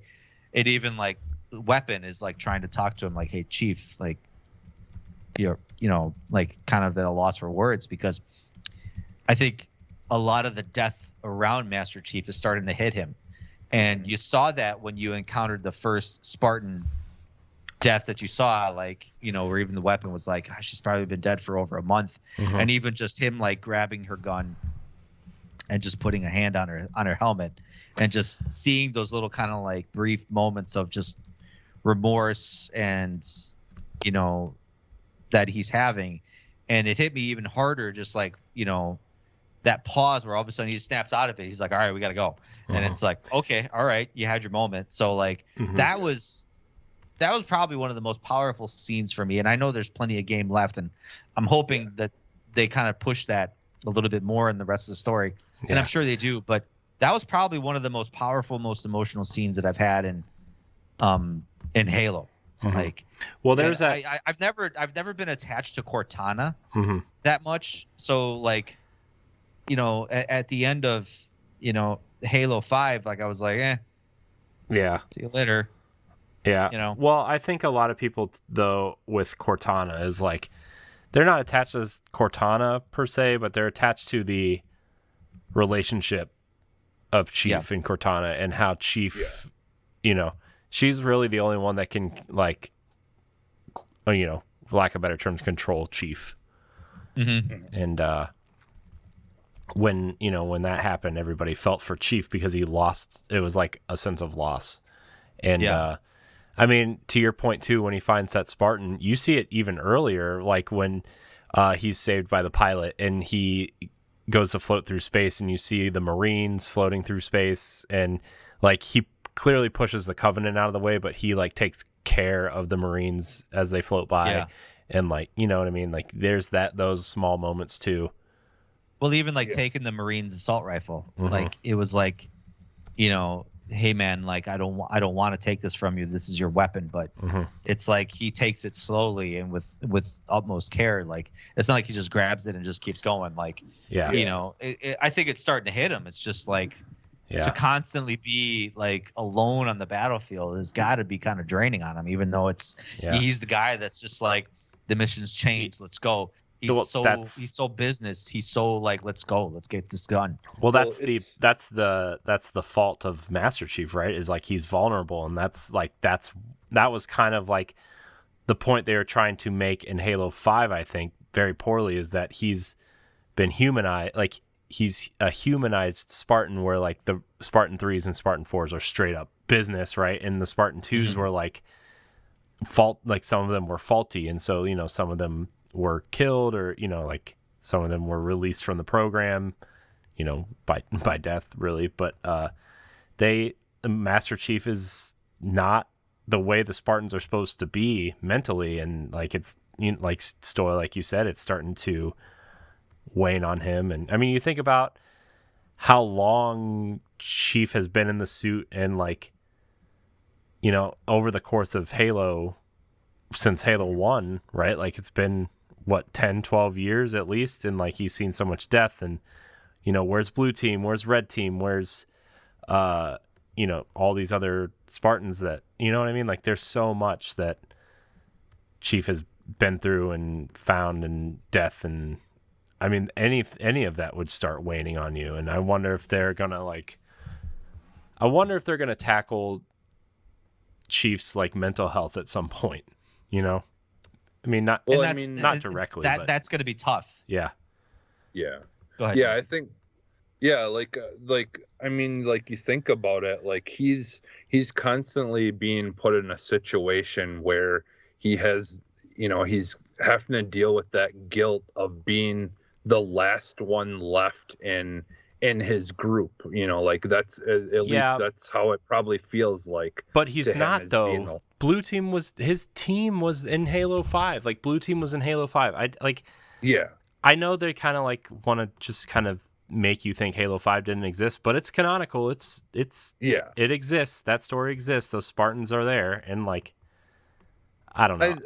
I think I mean more so though, like when he keeps up meeting up with these groups of Marines and stuff, where like it's just like like he knows that they might help, like cover some ground and take some stuff back, but he knows that a lot of them are going to die though, like that, like like for the most part he like you hear it all throughout the game, like where they're like like you are the only one who can do this, like like the pilot. There's another really good scene too with the pilot and Master Chief, where the pilot is like lost all faith in himself and doesn't believe in himself, and and then Master Chief has to tell him like you are important, and we are going to do this together.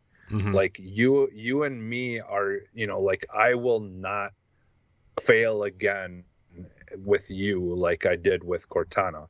Like he that was another really, really good moment too. Like, you know, like it just, yeah, I mean, he's like, he keeps on, it feels like he'll find someone and then something happens and then he's alone again. And, you know, and it constantly that happening over and over and over again, you know, like, yeah, I'm excited to see where everything goes, you know, and even finish the game because I haven't finished it yet, but yeah, it's God, dude, this game's so good. It's so good. Like, love it. Yeah. Do we have anything else we want to talk about Halo at all, or we kind of hit it? Like, I think, you know, Halo is I don't think it's Microsoft Game Studios' best game by any stretch, but like, it's definitely a very, very well done, interesting Halo game. And by the time it's all said and done, like, they could do some really interesting stuff with this. Yeah, I think it's like, you know, like I hear a lot of people talk about the movie, you know, the new Dune movie, where this first one is kind of like explaining the beginning of the story, and then the next one is when all the action's actually going to start. And that's kind of how I feel like with this game. Like, obviously we got action and stuff in this game, but we're really just, you know, only seeing the tip of the iceberg. Like, this is just the starting point of something that I think is just going to get way bigger than what it is right now.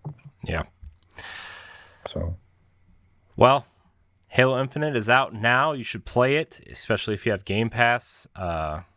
It's definitely one of the best games of the year, I think, for sure, for me.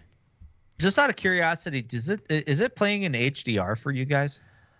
Yeah, although I usually turn HDR off because my TVs don't really handle it well, and my monitor definitely doesn't. Mine is not. I turned it off because of Destiny specifically, actually. So I guess I really don't know. I actually heard Destiny does not play very well in HDR. I hate it's so bad. It's so dark. Yeah. And it just like, even when it's not dark, the colors get so washed out because the white balance is off that it's just like, it's so bad. And they said they're going to fix it, but that was like a year ago. And I don't think they are, because they have more important things to do. Like, I don't know, get their next expansion out on time. I just wish they would just turn it off completely. Just take it out of the game for now until it's fixed. I think HDR is overrated unless you have a OLED TV or monitor. Well, I mean, like for me, I've noticed most games that have HDR look pretty decent on my monitor, even though it's not like top of the line. But it just really, for me, it's just depended on the game. And honestly, the only one I haven't been able to stand it on has been Destiny. Like, that's the only game I've had a real issue with. Yeah. So, all right. Well, good talk, everybody. Halo Infinite. It's a great game. Yeah. Everybody should play it. So, all right. Well, I guess we can get into the news now, since we've been talking for an hour and a half. Yeah, we're yeah. I mean, there's a good thing. There's not much news. It's a bunch of announcements from the Game Awards. So, yeah. Obviously, we already talked about Marcus and Kate are in Fortnite. I don't think there's anything else we really have to say about that. Hellblade 2, I do want to talk about that. You got that amazing Unreal 5 focused gameplay demo. Mm-hmm. Oh my God. That's not even supposed to be part of the game. Like, they actually made that demo just for the Game Awards. Oh, did they? Yeah, that's what I read, because it's like, I mean, that was kind of like an interesting mix of like gameplay and cutscene, but apparently, like, I think Melissa Jurgens, I think the actress that plays Senua, said like they developed that specifically for the trailer. Like, oh wow, yeah. Wow. Yeah, it almost gave me like From Soft like kind of vibes, just that giant, crawling. It just like, I don't know, it was kind of weird. It just was something that was a little weird, that we're not really used to in that game. But I loved it. Yeah, it looks so neat. Mm-hmm. Yeah. No, I mean it looks amazing. Like if that's, I mean, obviously we know that's what the Unreal Engine 5 is going to do, but even just segueing between like kind of cutscene, not necessarily cutscenes, but like, scripted events versus actual gameplay, which, blended so well. Like it looks amazing. Yeah, again, like, I know, like we talked a little bit about it, but that Matrix demo that's out, like just how seamlessly they blended actual like digital game like versions of the characters and like actual video footage of the characters. It's hard to tell when one is ended and the other one is start, like, because it looks so realistic. Yeah. Like it's insane. That demo is just insane. Yeah. I don't think we're going to see that till 2022 or 2023. Yeah, I don't. I mean, I really think they've just been kind of dragging their feet with this. Well, I think that Project Mara is supposed to come out first, which is their other project. So I wonder how far along that is. But I think a lot of people have said that this is a 2023 game. Man, 2023, just imagine. It'll probably be like Fable, this, State of Decay 3. Perfect Dark. You think Perfect Dark's that close? I guess it could be. Maybe not. I Yeah, think maybe 2023, 2024. Probably the Coalition's next project. Hopefully it's Gear 6, but it's probably going to be that other project they're working on. God, dude, I've been thinking a lot about Gears lately, by the way. And like between Hellblade, we haven't been able to tell. like Hellblade. Yeah, sorry guys. Just God, Gears is so good though. Like, I don't know.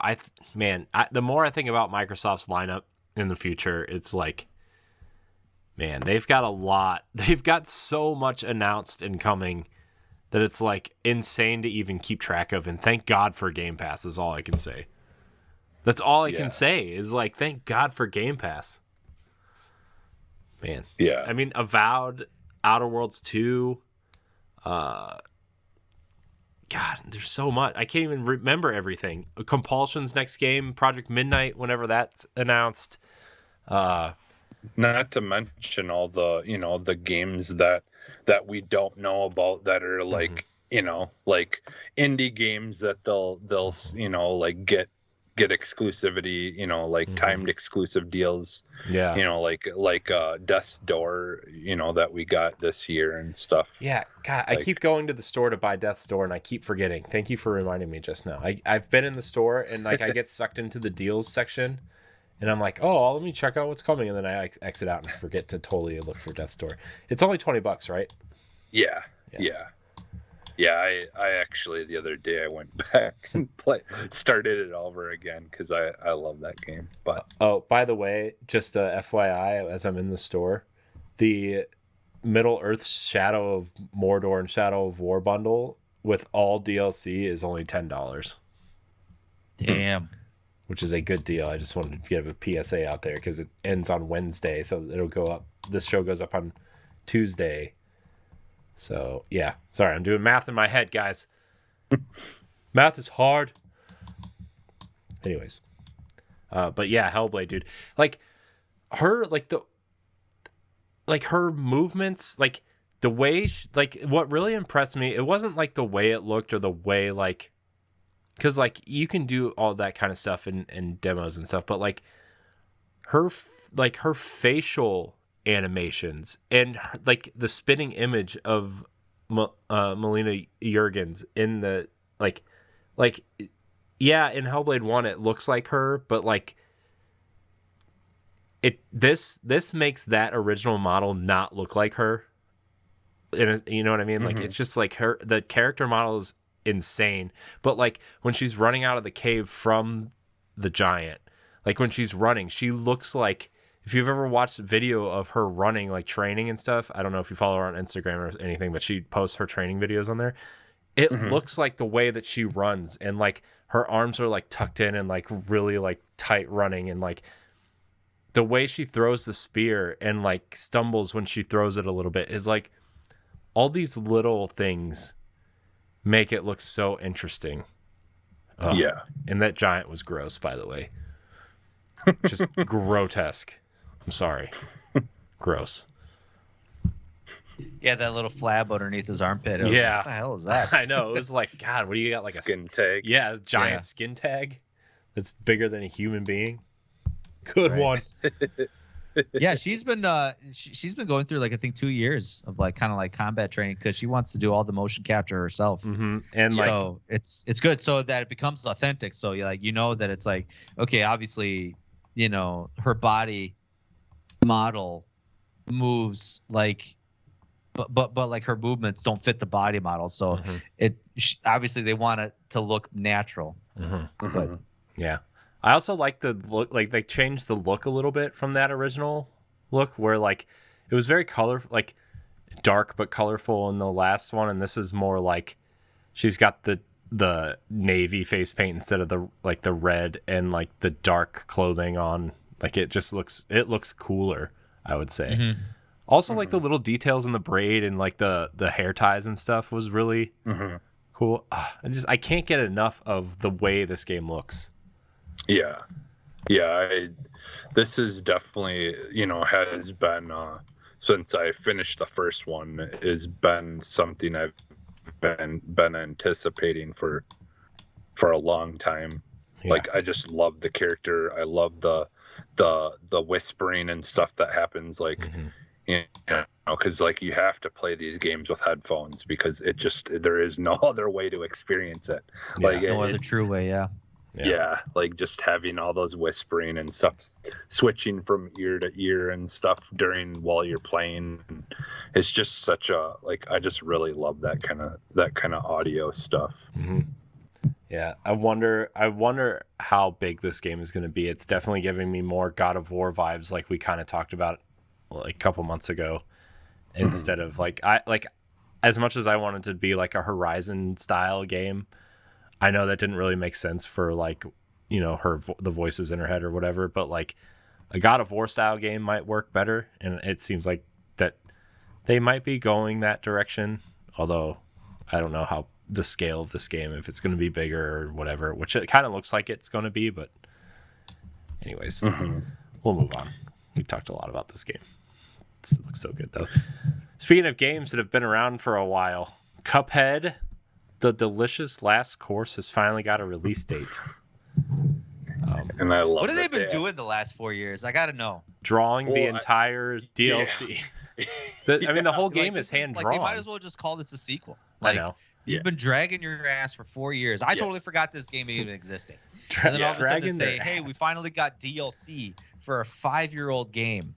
They hand drew the entire game, though. It's not like that's fine. That's fine. It's not like, but it's not like you have to reinvent the wheel. But they're hand drawing it like on paper. Well, in some ways they kind of did. So now you can play as that new girl character in all the original game as well. Yeah, they had to draw all the new power ups. They had to draw the new character going through all the old levels with her new moves and new reactions from the bosses, like. Adding how many bosses they say they added? Like a whole island's worth of bosses, like 4 or 5 bosses I think they added. Yeah. And the team is only 4 people large. Like it's not like they have like external help either. Yeah, that's the thing is like like we've talked in the past about like wanting to see like behind the scenes like documentaries about games being made. This is one that I would love to see because just the art, the drawing aspect of it, like seeing all the process that went into doing that part, to me would be super interesting. Yeah. Well, it's coming. When is it coming? June 30th is the date. June 30th, 2022. The trailer's cool. I probably won't play it because this game is incredibly difficult and I suck at hard games, so I will not be playing it, but I'm glad it's coming. I'm glad people will be excited for it. Another game I won't be playing, but I know Jesse and Stoy will probably be playing, is Alan Wake 2. Yep. Yes. It looks like they really chose, because like from everything that I heard, like Alan Wake was like a really cool experience, but like they tried to straddle the line without going full survival horror or full action game. They kind of like straddled the line and not incredibly well either way. But this one looks like they're going all the way in on survival horror, which I think is the right. It seems like the right direction based on what I've heard about the last game, right? And like I thought they did just fine, honestly. Yeah, I thought it was a good mix of the two, but I definitely would rather personally see more survival horror for me, but that's just because that's my favorite genre of pretty much anything. Movies, I love horror, Yeah. So yeah, I just just it seems cool. I'm glad they're going survival horror. But I mean, is there anything else you guys want to talk about Alan Wake? I don't know, Stoy, you seem quiet today. No, I'm good. Yeah, I thought, what they did with Alan Wake, they kind of like tried to break new ground with trying to kind of get survival horror and action in there, and I'm all in favor if they go the full survival horror route. I'm totally for that because I'm with you, Jesse. Survival horror is one of my favorite genres in video games. But yeah, so cool. I'm kind of bummed that the original actor isn't playing him. Wasn't it just Sam Lake? Alan Wake. Or no, well, yeah, but isn't it being played by Nolan North or something now? I don't know. In this new one, wasn't that Nolan North? Get out of here. Nolan North doesn't need to freaking play as him. It looks like Jared Leto, honestly. I thought it was like, are we getting a Morpheus game? Like when I first saw the trailer, I was like, oh, that's kind of cool. Yeah, I don't think he's actually the original character is actually playing him in this one. I think that it doesn't look like it. No. So yeah, I was kind of bummed about that, just because like the original character was in Control and stuff. So it's just kind of, I don't know. Yeah. It's a weird choice. I don't know. Maybe he just didn't want to do it, but looked like Jake Gyllenhaal to me. To be honest with you, he's got them Jake Gyllenhaal eyes staring into your soul. Yeah, I can see that. Yeah. So, all right. So we're not going to talk about. We'll talk about the Star Wars game on our favorite announcements for the topic of the show.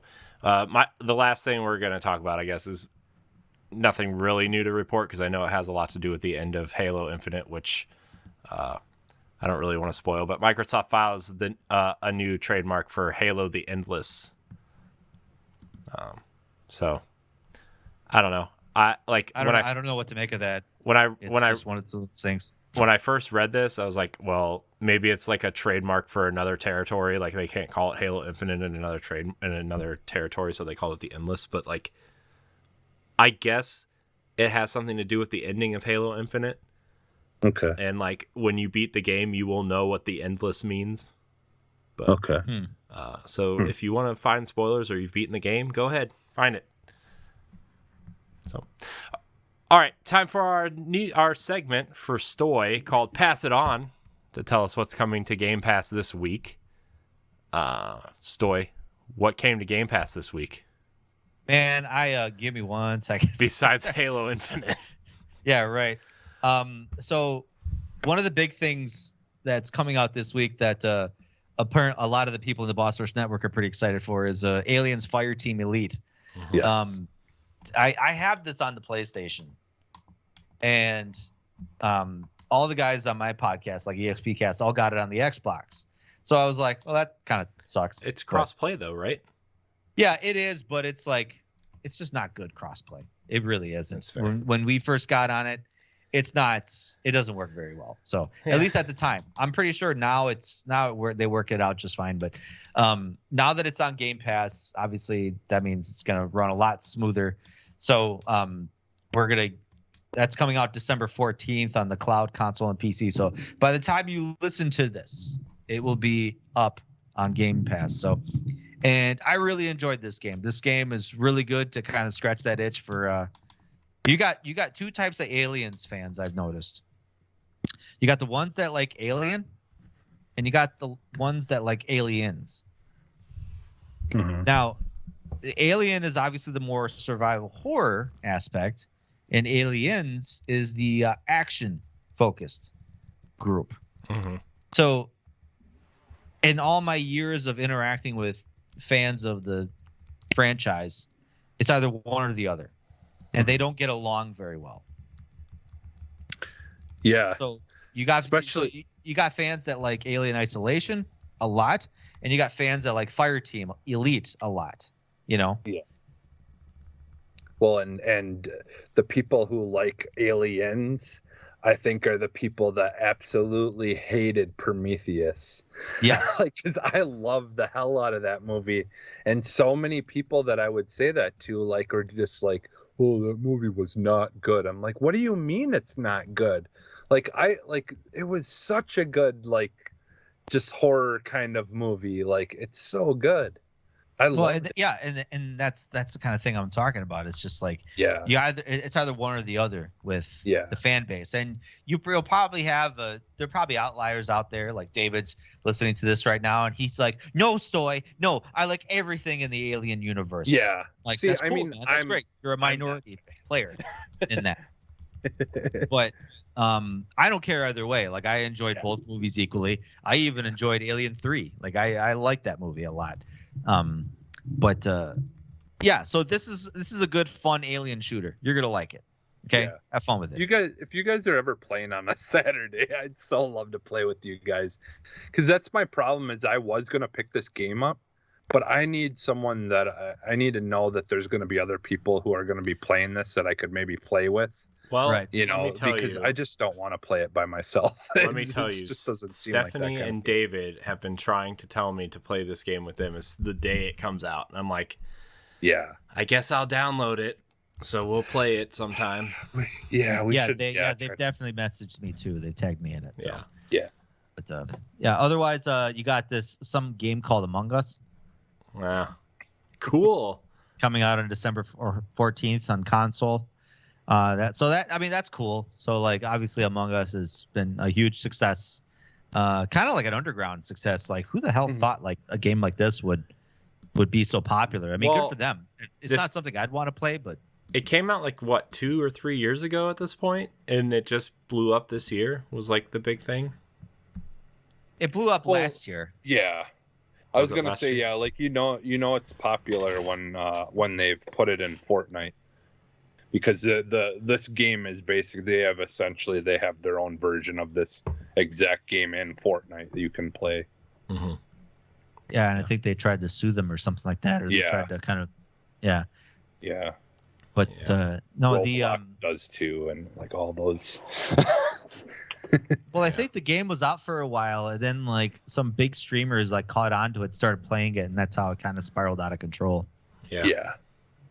Now the new thing is the Squid Games. People are putting the Squid Games in their games, like making a version of Squid Games for like Roblox, and all these kids that I'll never, won't be able to watch that show for like another 10 years are playing these games that they have no idea what the even context is of it. It's so weird, that whole aspect. Otherwise, the Gunk is coming out on December 16th. I mean, that's cool if you like, I guess, trash games or something like that. Whatever. It's like you're defeating enemies with like a proton pack like thing or something. It's like, and it's like you're using your environment to suck up things and then use it and weaponizing it or something. I'm excited for the Gunk. I think it looks cool. I mean, Image and Form is a cool studio. The SteamWorld games are pretty okay. I think a lot of people like those, and that's essentially what this is, right? Is a 3D version of those games. It seems like it, but they also announced a 3D action game in the SteamWorld franchise like a week ago like 2 weeks ago. Yeah. So this game was probably their prototype. Mhm. Like they like tested out their stuff in this to Mhm. like I've heard people also relate this game to the gunk to Luigi's Mansion. Yeah, I got big vibes off of that. Yeah, for sure. Mhm. That's what I was trying to think of, because I'm like, you got kind of like a proton pack thing, and you're sucking things up and whatever, and then, but yeah, Luigi's Mansion. That was definitely it. That's totally dropped the ball on that one. Yeah. But yeah, that one's coming out on the 16th. Yeah. So Looks good. this Thursday. So, and I'm pretty sure Microsoft is gonna like shadow drop something else this week and totally make me look like an idiot. So yeah, stay tuned for that. Who knows what they're gonna drop this week and surprise us, because Microsoft be Microsoft. Yeah. Mm-hmm. Man, thank God for Game Pass. That's all I can say. Right? I mean, man, I want to do like a bonus episode at some point just talking about Game Pass. Because and just like some of the stuff that like they've done over the years, and I mean, out in the last year, just think of all the first party games alone and like the big third party games that we've gotten on Game Pass, right? Like launched with Gears Tactics, we got Flight Simulator, we got Psychonauts, we got Battletoads, we got Tell Me Why, we got Outriders, which is still currently my game of the year. Spoilers. We got MLB The Show, like that's 9 games I just listed that in the last year, right? That would have cost you, I don't know, what's 9 times, we'll say 60 to keep it low, right? I mean, $500. yeah. Yeah. And and that's not even including the games that, EA Play has added, or, because they added Jedi Fallen Order this year, the entire Crisis trilogy is playable on there. Like, there's Game Pass. God, Game Pass so good. Yeah, and just like this month alone, and the end of last month. I mean, this is when people are trying to save up money for Christmas and all that. So, like having Game Pass, you don't have to worry about that. Oh, I got to pick between this or that, it's And plus they added like the Final Fantasy 13 games to it this year, and 10 through 13 I guess is what they added, like RPG Central on here. I don't know. When anybody's like, do you want any games for Christmas? I'm like, no, Game Pass. Give me Game Pass subscriptions, please. Yeah, I was gonna say that's the best Christmas gift you can get. They sell the cards. Yeah. Like you just walk through Target. They were selling 3 months for like $20 over Black Friday. Like, crazy. I bought a whole year during Black Friday for the price of like 5 months or something. Stupid. Not bad. Oh, so good. And I think it's safe to say we're not getting that Final Fantasy VII remake on Xbox. I mean, look, because it got put on PC recently, or it's getting put on PC, and they didn't mention anything about. I think they're going to announce it like an Inside Xbox or something. I think they want to save announcements like that for Inside Xbox. And Square's been they've been working with Xbox a lot, right? I mean, not that it's on the same level by any stretches as the Final Fantasy VII remake, but we got Dragon Quest XI Definitive Edition and Octopath Traveler before PlayStation did. Like, Octopath is still not on PlayStation. But I feel like PlayStation has been giving them a lot of money to kind of keep the Final Fantasy stuff there. Yeah, I mean, which is fine. Like, I mean, it's okay. It's okay. It'll come eventually. I don't think so. I think 16 will come eventually. I don't know if Final Fantasy 7 will come. I think 16. I don't think Final Fantasy 7 is coming. All right. Well, let's jump into our topic of the show. Almost 2 hours in. It's okay. It's fine. We're going to talk about our favorite announcements at the TGAs, the Game Awards, the Game Awards, apparently is what I just said. Keeley's what did I say it was called? Keeley's announcement money making extravaganza. Yeah, Tour. something to that Yeah. effect. Yeah. You can go cross-platform. I don't care. What were some of your favorite showings? Some of your favorite announcements? Yeah, Jeff Keighley's money making announcement tour. Yeah, that one. Yeah. I don't think it was an awards ceremony. I really don't. It's they physically presented 4 awards. Yeah. And thankfully one of them was Lady Dimitrescu's voice actress. Forget her name off the top of my head, but it doesn't matter. Yeah. Because we saw her. Mm-hmm. We saw her. But it's just like, if you're gonna make yourself a reputable award show, and I understand Jeff Keighley needs to pay it, and he thanks his sponsors, he thanks the people that kind of donate their money and help fund that, and there's a good group of people on the board of the awards show group, whatever, big people with big money, but like to throw in footnotes at like they gave away 3 awards before even the ceremony began. One of them being Forza Horizon. They gave the award for like best sound design. Yeah. To Forza Horizon before the award ceremony even started. Like, how the hell do you do that? Mm-hmm. Yeah, that was and weird. then like, some moments like, oh, here are the nominees for this, and then a long pause, and that award goes to this. Like, come on, man. Yeah. Like, I understand, trailers. Everyone comes for the trailers, but then make a second award ceremony, make a second showcase about it. I think Jeff Keighley's Summer of Games, that's cool. Save it for that, but make the Game Awards be about the Game Awards. Yeah, I almost think you could almost do like a 2-part show, right? Where like, okay, before the award ceremony, we're gonna do our big reveal stuff, right?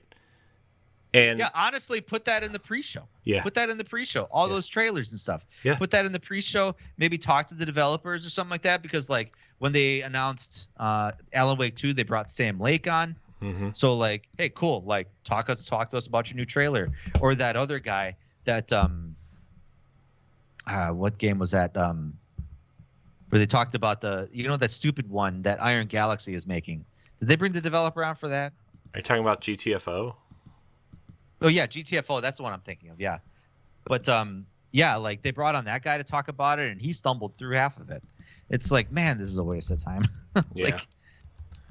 Yeah, I don't know. Even Games for Impact, they put in the pre-award show, and that's usually a pretty important platform for those developers to talk about what the game meant or what the. Can you imagine like giving the award to that Dragon Cancer, the developers of that, and then just like, fuck it, here's your award.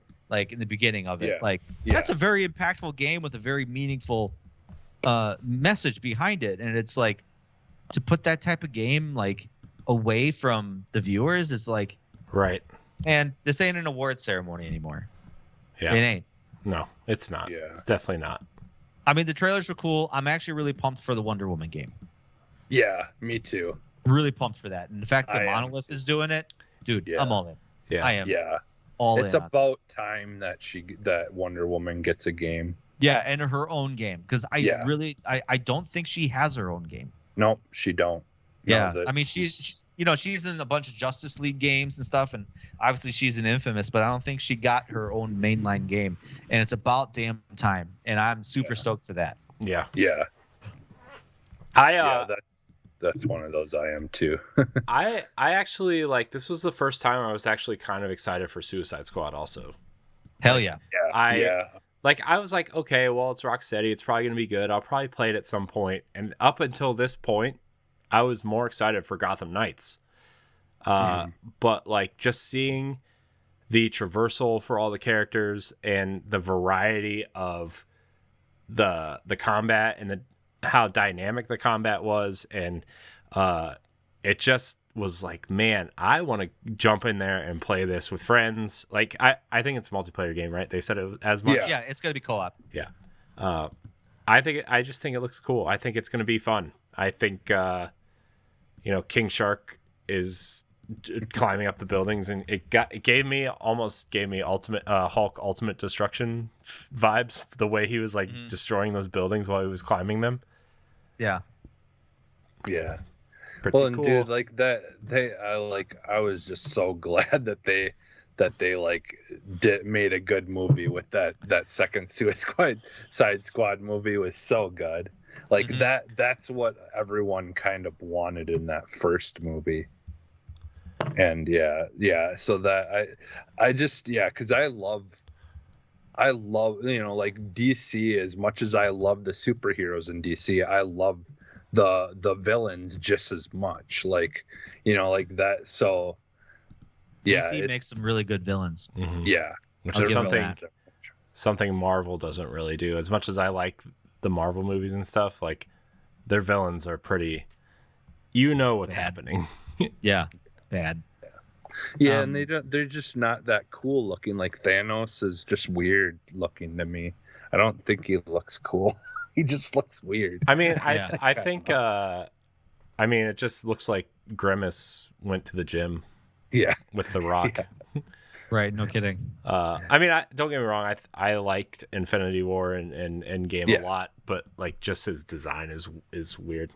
But yeah, I don't know. I think Warner Brothers is willing to take a little bit more of a violent risk than Disney is with Marvel. You know what I mean? So, speaking of games that I liked, I really enjoyed the Horizon's Forbidden West trailer and the musical thing they did afterwards. I think I mean that was the.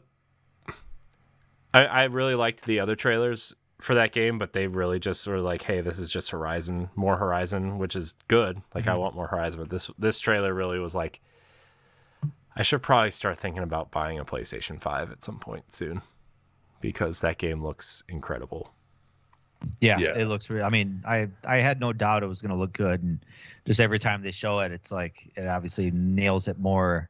That's going to be the next big AAA title for PlayStation 5. Yeah. It still kind of bugs me that they're still developing it for the PlayStation 4, which means they're not pushing the boundaries as much as they should with that game. Yeah, but that game started as a PlayStation 4 only title that they moved to PlayStation 5. Because the scope that's true. changed. That's true. And that's kind of part of it. It's like I wish we would start developing exclusively for PlayStation 5 like Insomniac did with Ratchet and Clank. I think they will soon. I think a lot of their strategy is just that they can't get the boxes out and they want to sell these games. Yeah. They want to be able to say, hey, we sold 15 million copies of God of War. I mean, God of War is the one though that is like, man, that should have been developed straight for PlayStation 5. Yeah, that's another one too where I'm just like, man, it just come on. Yeah. Let's start seeing what next gen has.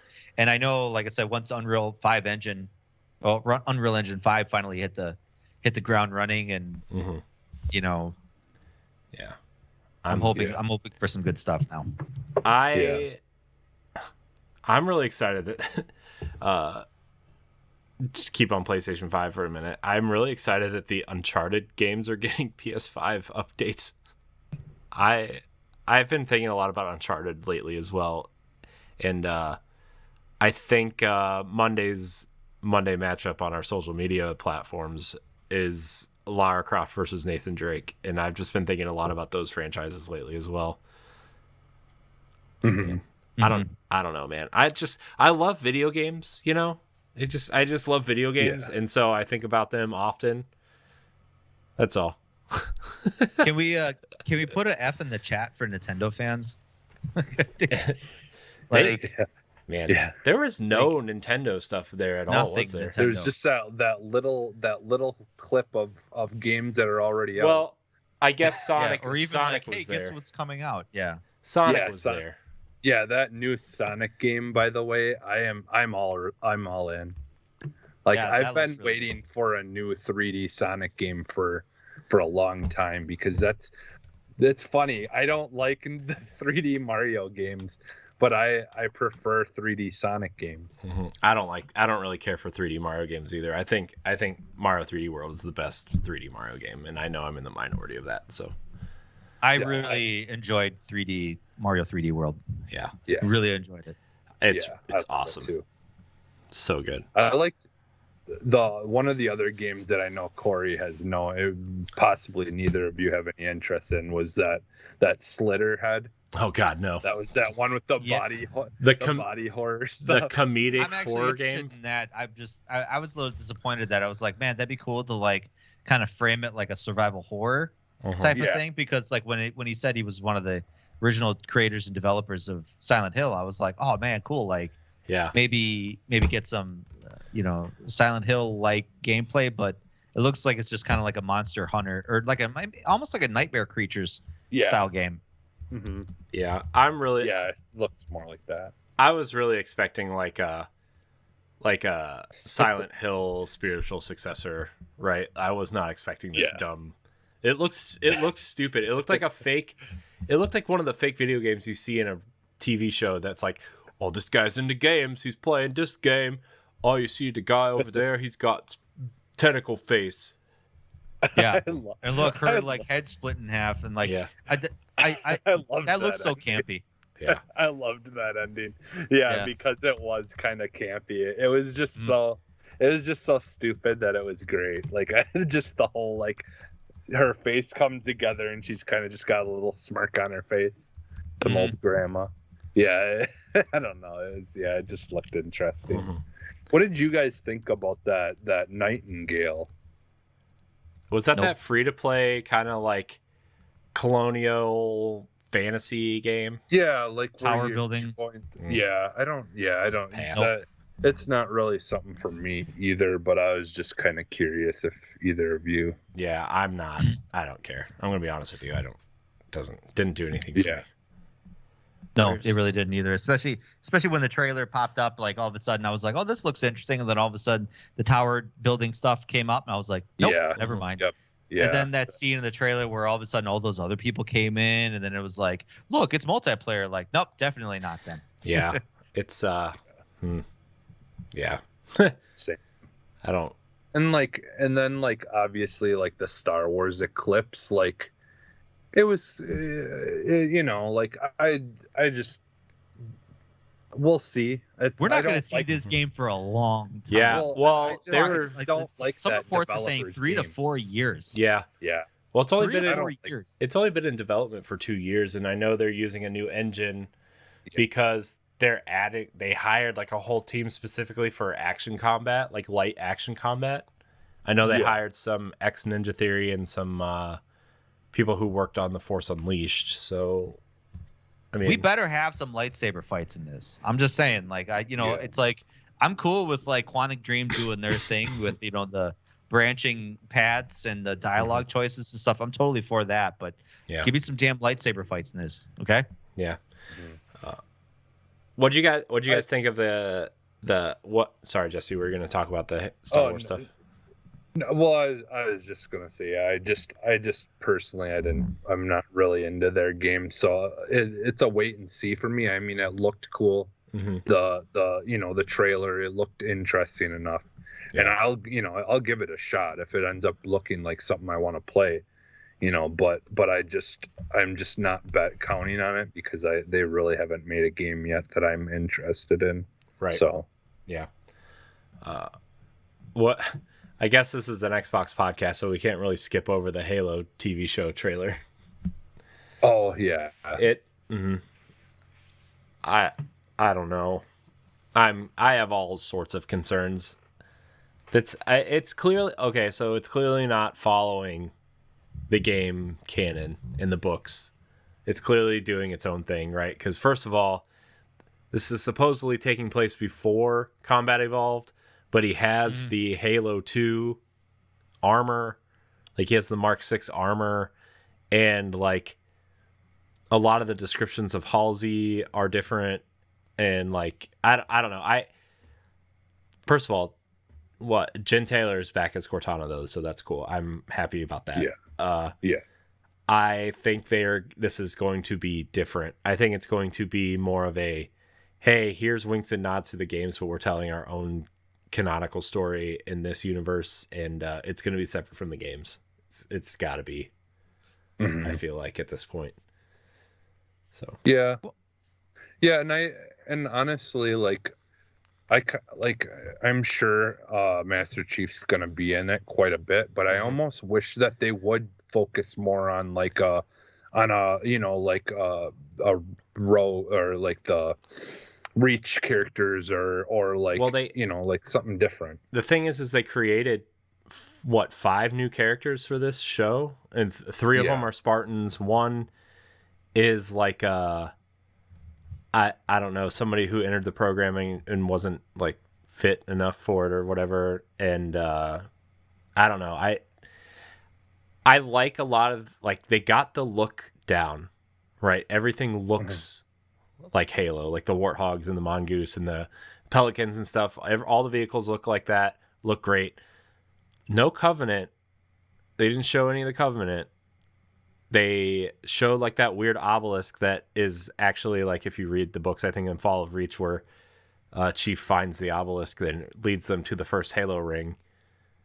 Like, that's cool. And the Keys, the Commander Key's daughter, Miranda Keys, looks cool. Like, I think they got her. She looks really cool. But like, clearly going for something different.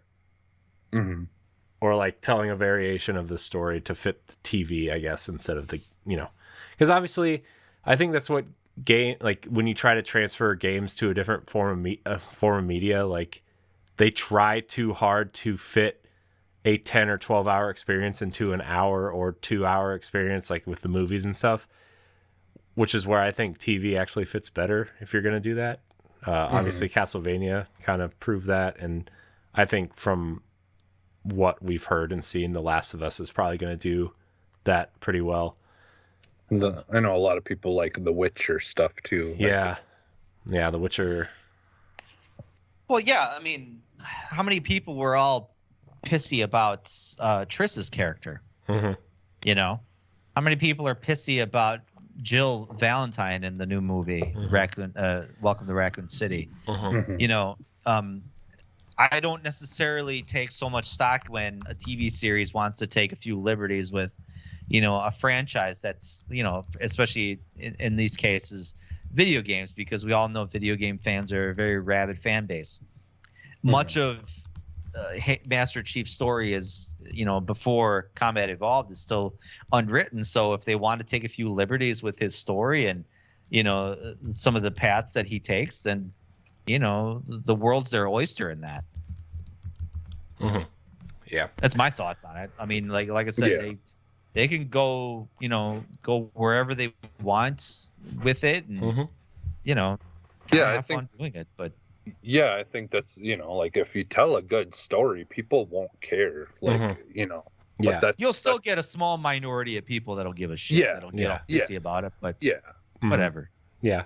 Which, look, when it comes out next year, I will use my free trial of Paramount Plus, and we will talk about it on this show, and it'll be a good time. Yeah, I have Paramount Plus, and like, I'm subscribed to that.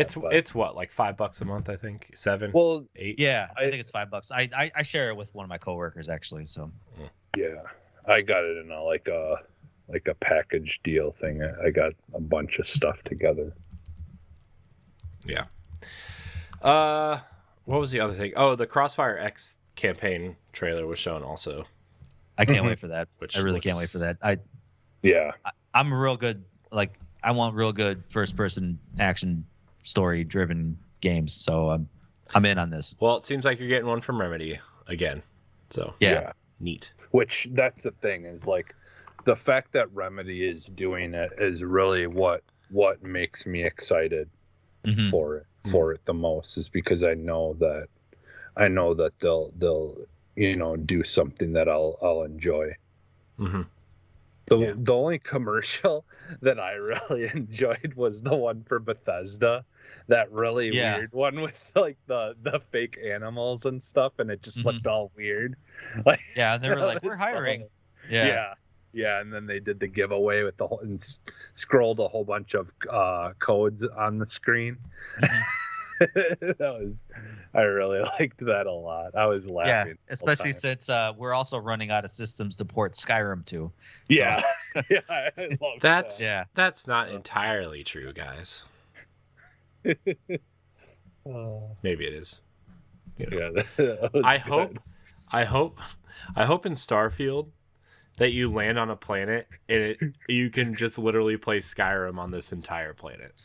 Yeah, that would be hilarious. Yeah, But as like a spaceman instead of like a like you land and you get captured and you wake up on the cart as you're being pulled into that first mission. That would be an interesting Easter egg. or what would be great is if they made an arcade cabinet where you can play it, and they just started putting it in random. Or like Well, I Like was gonna say Dave the and Buster's. Yakuza games do that. yeah. Dave and Buster's. Or like But on your spaceship you can like have like you have an Xbox on your spaceship and you can just play Skyrim on your spaceship. Yeah. Oh god. Are there any other things from the Game Awards that you want to talk about? The announcements. Oh, Warhammer's 40K Space Marine Yeah. 2. Space Marine Yeah. 2, baby. God, dude, Yeah. Space Marine was so cool. It was like Gears of War was with so good. swords, dude. Yeah. Oh, Chainsaw swords, man. yeah. And how many of you guys looked at that dude that was holding that chainsaw sword, like he was just holding it on his shoulder, and it's like, I want that. Yeah. God. Let's face it, guys. Yeah. You put chainsaws on any weapon, apparently the game is just cool. Yeah. See, I never got a chance to play the original one. It's backwards I've compatible, always, I think. yeah, and I've always knew about this stuff, obviously, because like I go to the hobby shops and see all the pieces you can paint, and now they make action figures and stuff that you can only get at like Target and stuff like that. But yeah, like this, yeah, it looked really, really good. I was definitely kind of excited for this one. Well, surprisingly, chainsaw swords on Etsy aren't that expensive. Oh, what? So that's cool. That's good to know. So there's one I found that was like $180. I actually thought they'd be a hell of a lot more money than that. So, Wow. The other one too, I was kind of surprised to see a legit Texas Chainsaw Massacre game coming out. Like, Yeah. and not just a Texas Chainsaw Massacre in a game where you play as the four people running away from them. Like I like this looks like it could be an actual like story driven like game. And then you had the Telltale one too that looked really good. The what was it called? The Expanse, the Telltale series. oh yeah, I didn't watch that trailer because that popped up before. Yeah. Yeah, that one looked pretty good. And Telltale, it's good to see them coming back because we really have been missing out. Like Life is Strange and True Colors and all those, the stuff that's been coming out lately has been good, but it's just we are missing those kind of games right now since they've been gone. So Yeah, right. Yeah. So like I want the Among Us. I still need to play that original. Yeah, we need a Wolf play- Among Us. I know they said that they don't have any news to share, but they will really soon. So Yeah. Today is a good day as any, man. Come on, Telltale. Yeah, I kind of hope that like they sell like eventually the 1 and 2 together, because like can you even play that one still? Yeah, you can. You can now? Okay. Mhm. Because I know for a little while there when they were in the process of not existing. Yeah, they took them off the store. Yeah, but now they are. All that stuff is back, right? For the except for Batman, was it? Is Batman the only one you can't? Yeah, I think Batman was the only one. I think. I No, can't- no, Batman is. Is it? Okay. Yeah. Okay. Yeah, but I that's one that I've always been meaning to go back to. I haven't played it at all, but that I'm just really curious in that story because everyone says it's like their favorite of all Wolf the Among Telltale. Us is probably one of the best ones. Yeah. In all honesty. Yeah. So Batman was good, except it didn't give me any achievements, so I stopped playing for a while. But it was that first one was really good. I didn't play the second one. So Yeah, I actually just I bought the second one just recently, and I got through the first episode, and I started the second episode. It's really good so far. Like, but yeah, I haven't played it in a while. So okay. Lastly, Tunic is getting finally has a release date for next year, so that's cool. Legend of Zelda, but with a fox. Yeah. What was it? Was it March? March 16th. Yeah. Yeah. Crowded time, but I think that that's game another has demo. Yeah, I think enough people are excited for that it might kind of pass over the entire month of releases, because I mean between February and March there's like 15 games coming out. Yeah. So But honestly, until then, that's why I was kind of glad Death's Door came out before it, because it's kind of it's not the same, but it's very similar. They definitely both have their differences that make them stand apart. But Death's Door really scratched that Zelda itch for me, especially until we get Breath of the Wild 2. But yeah, Death's Door, man. I just love the hell out of that game. Which who knows when we're gonna get Breath of the Wild 2. I thought it was funny. I threw this on the Twitter chat that how's Metroid Dread, gonna win like action adventure game, the award, and you got a good portion of that development team there, and the CEO of your company is like, sit down guys, I'll accept award on your behalf. Like who the hell do you think you are? Like, that was one of the imagine if did you see Phil Spencer's little like really swaggish looking face mask? Yeah, dude, he was looking Gucci that day. But like, imagine if like Forza Horizon 5 wins an award and like Phil Spencer's like, nah, sit down, bro, I got this. Like, come on, I got it. Yeah. That was one of the cringy points in that night. There was just and then he reads like, oh, I got a message from one of the developers. Thank you so much for this award. We really appreciate it. All right, have a good night. Bye. Except for the commercial he did before saying goodbye. The whole no kidding. The whole sales pitch. You spent like 3 minutes or however long. Jeff Keighley, man, some people got screwed on the whole like wrap it up. I think Forza was like accepting a speech and he's like, oh, I'm being told to wrap it up. Like, come on, guys. It was there's a lot of just weirdness throughout that whole show. Like even the like, and we don't have to talk about it too much, but just the like, I kind of wish he would have just called stuff out. Like Keighley, just either don't mention the whole like stuff that's going on, and if you're just going to be vague about it and not like actually call stuff out. But the problem is and like I said this in our chat on Twitter or whatever that we have for the show, but like the problem is there's a lot of companies who have had some allegations over the years recently that should not be forgotten about when having these conversations. Like Ubisoft is still involved. I don't know. I don't have enough. We don't have enough time to go into that topic right now. Right. I mean, sure. Maybe we can talk about it next week if we have a short week. But like, man, Naughty Dog and all those too. Like of all. Yeah. Well, the people who are making that new Star Wars game. Quantic Dream. Quantic Dream. They're like there's a lot.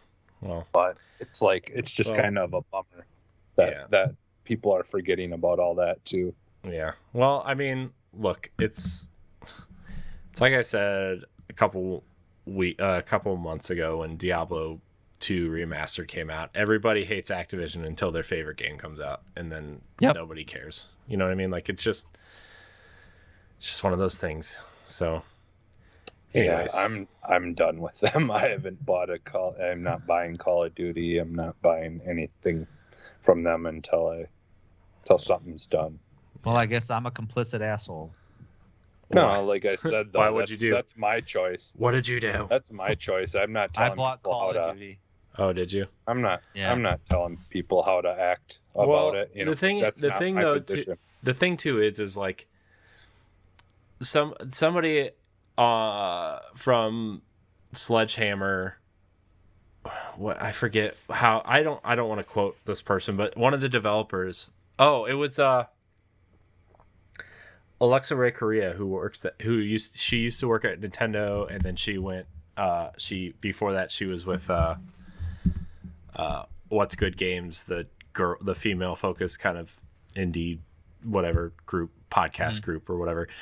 But she works at Sledgehammer, and she came out and said, like, look, it's fair to criticize the people at the top, but think of all the little people who, like, not mentioning this game at all would have hurt people that actually, like, care and work at the studio, you know? And, Yeah. like, it's a tricky line to walk almost when you're talking about this, because, like, your initial reaction, and I think this has a lot to do with social media stuff, and man, we're about to go into a whole nother topic. I don't know if I really want to do this, but it's just like, I think social media has a lot to, like, initial reactions to be, like, over the top and chaotic, and, like, you don't really have, you know, I think we're all kind of smart enough to have a real discussion about stuff like this, you know, where, like, I'm sure Diablo 2 Resurrected is a great game, and I'm sure the Diablo team, a lot of them maybe didn't have anything to do with this, you know, like, I'm sure Rod Ferguson, the leader of the Diablo team, who used to be at the Coalition, didn't really have anything to do with what happened, you know, 5, 6, 7 years ago. Yeah. But yeah, I mean, that, you know, that's the thing is, and that's why, like I say, like, I don't want to tell people how they want to deal with something like that. You know, that's my choice. And I do understand, like, that's the thing is, I want to hear those, you know, those people speak out, because, yeah, like you said, and, you know, there's that show I watched, or the, like, documentary thing called, like, 15 Minutes of Shame. And it goes into that whole, you know, a lot of the times we're hearing the story that the media has made for us to be given, and that a lot of times that those words have nothing to do with the people affected, and therefore a lot of the times those words and those stories that they tell us are such a small part of the story, and until you actually hear it from the people who are affected, you don't actually know what's truly going on. You know, you've got to hear it from the people who are involved, and you know, and that's the thing, and it is a really hard thing. But yeah, we'll just enough with that. But all right, well, we're gonna get out of here. All right, this show went a lot longer than I expected, and I mean, it was full. Like, I mean, it wasn't like we were wasting time, but it was like, I was like, man, we're going to be kind of in and out in like maybe an hour and 15 minutes. And nope, we failed. Nope. Or succeeded. I don't know. Yeah. Anyways, it was content. Yeah. Content. Do it for the content. I want to thank everybody for watching and or listening to this episode of Arsenal X, the Xbox podcast. You can catch us live right here on twitch.tv/Boss Rush Network, or on your favorite podcast services on Tuesday mornings. Also YouTube. Also our website. By the way, crossed the 300 sub mark on YouTube this week. So very proud of Congratulations. everybody. Good job, guys. Nice. We did it. Nice. So it was a team effort. Stoy, where can we find you? Well, I'm also a part of the podcast EXPcast. You can follow us on Facebook, Twitter, and Instagram at EXPcast, and you can follow me personally at Stoy MKE8, the number 8. Yes. Jesse, where can we find you? You can find me everywhere as Phantom and XS. And you can find me at I am CorianHD on Twitter and Instagram. You can find me on the Boss Rush podcast every Wednesday night, right here live on twitch.tv/Boss Rush Network, or on Monday mornings on your podcast service of choice. Check out my Halo Infinite review. Went up. I was proud of it. It was the first review I've done in like 2 years, so I felt a little rusty, but it was fun to write. So check it out. And thank everybody for watching and or listening. Until next week, we love you. Goodbye. Goodbye. Bye-bye now. Spoiler alert, Corey likes Halo.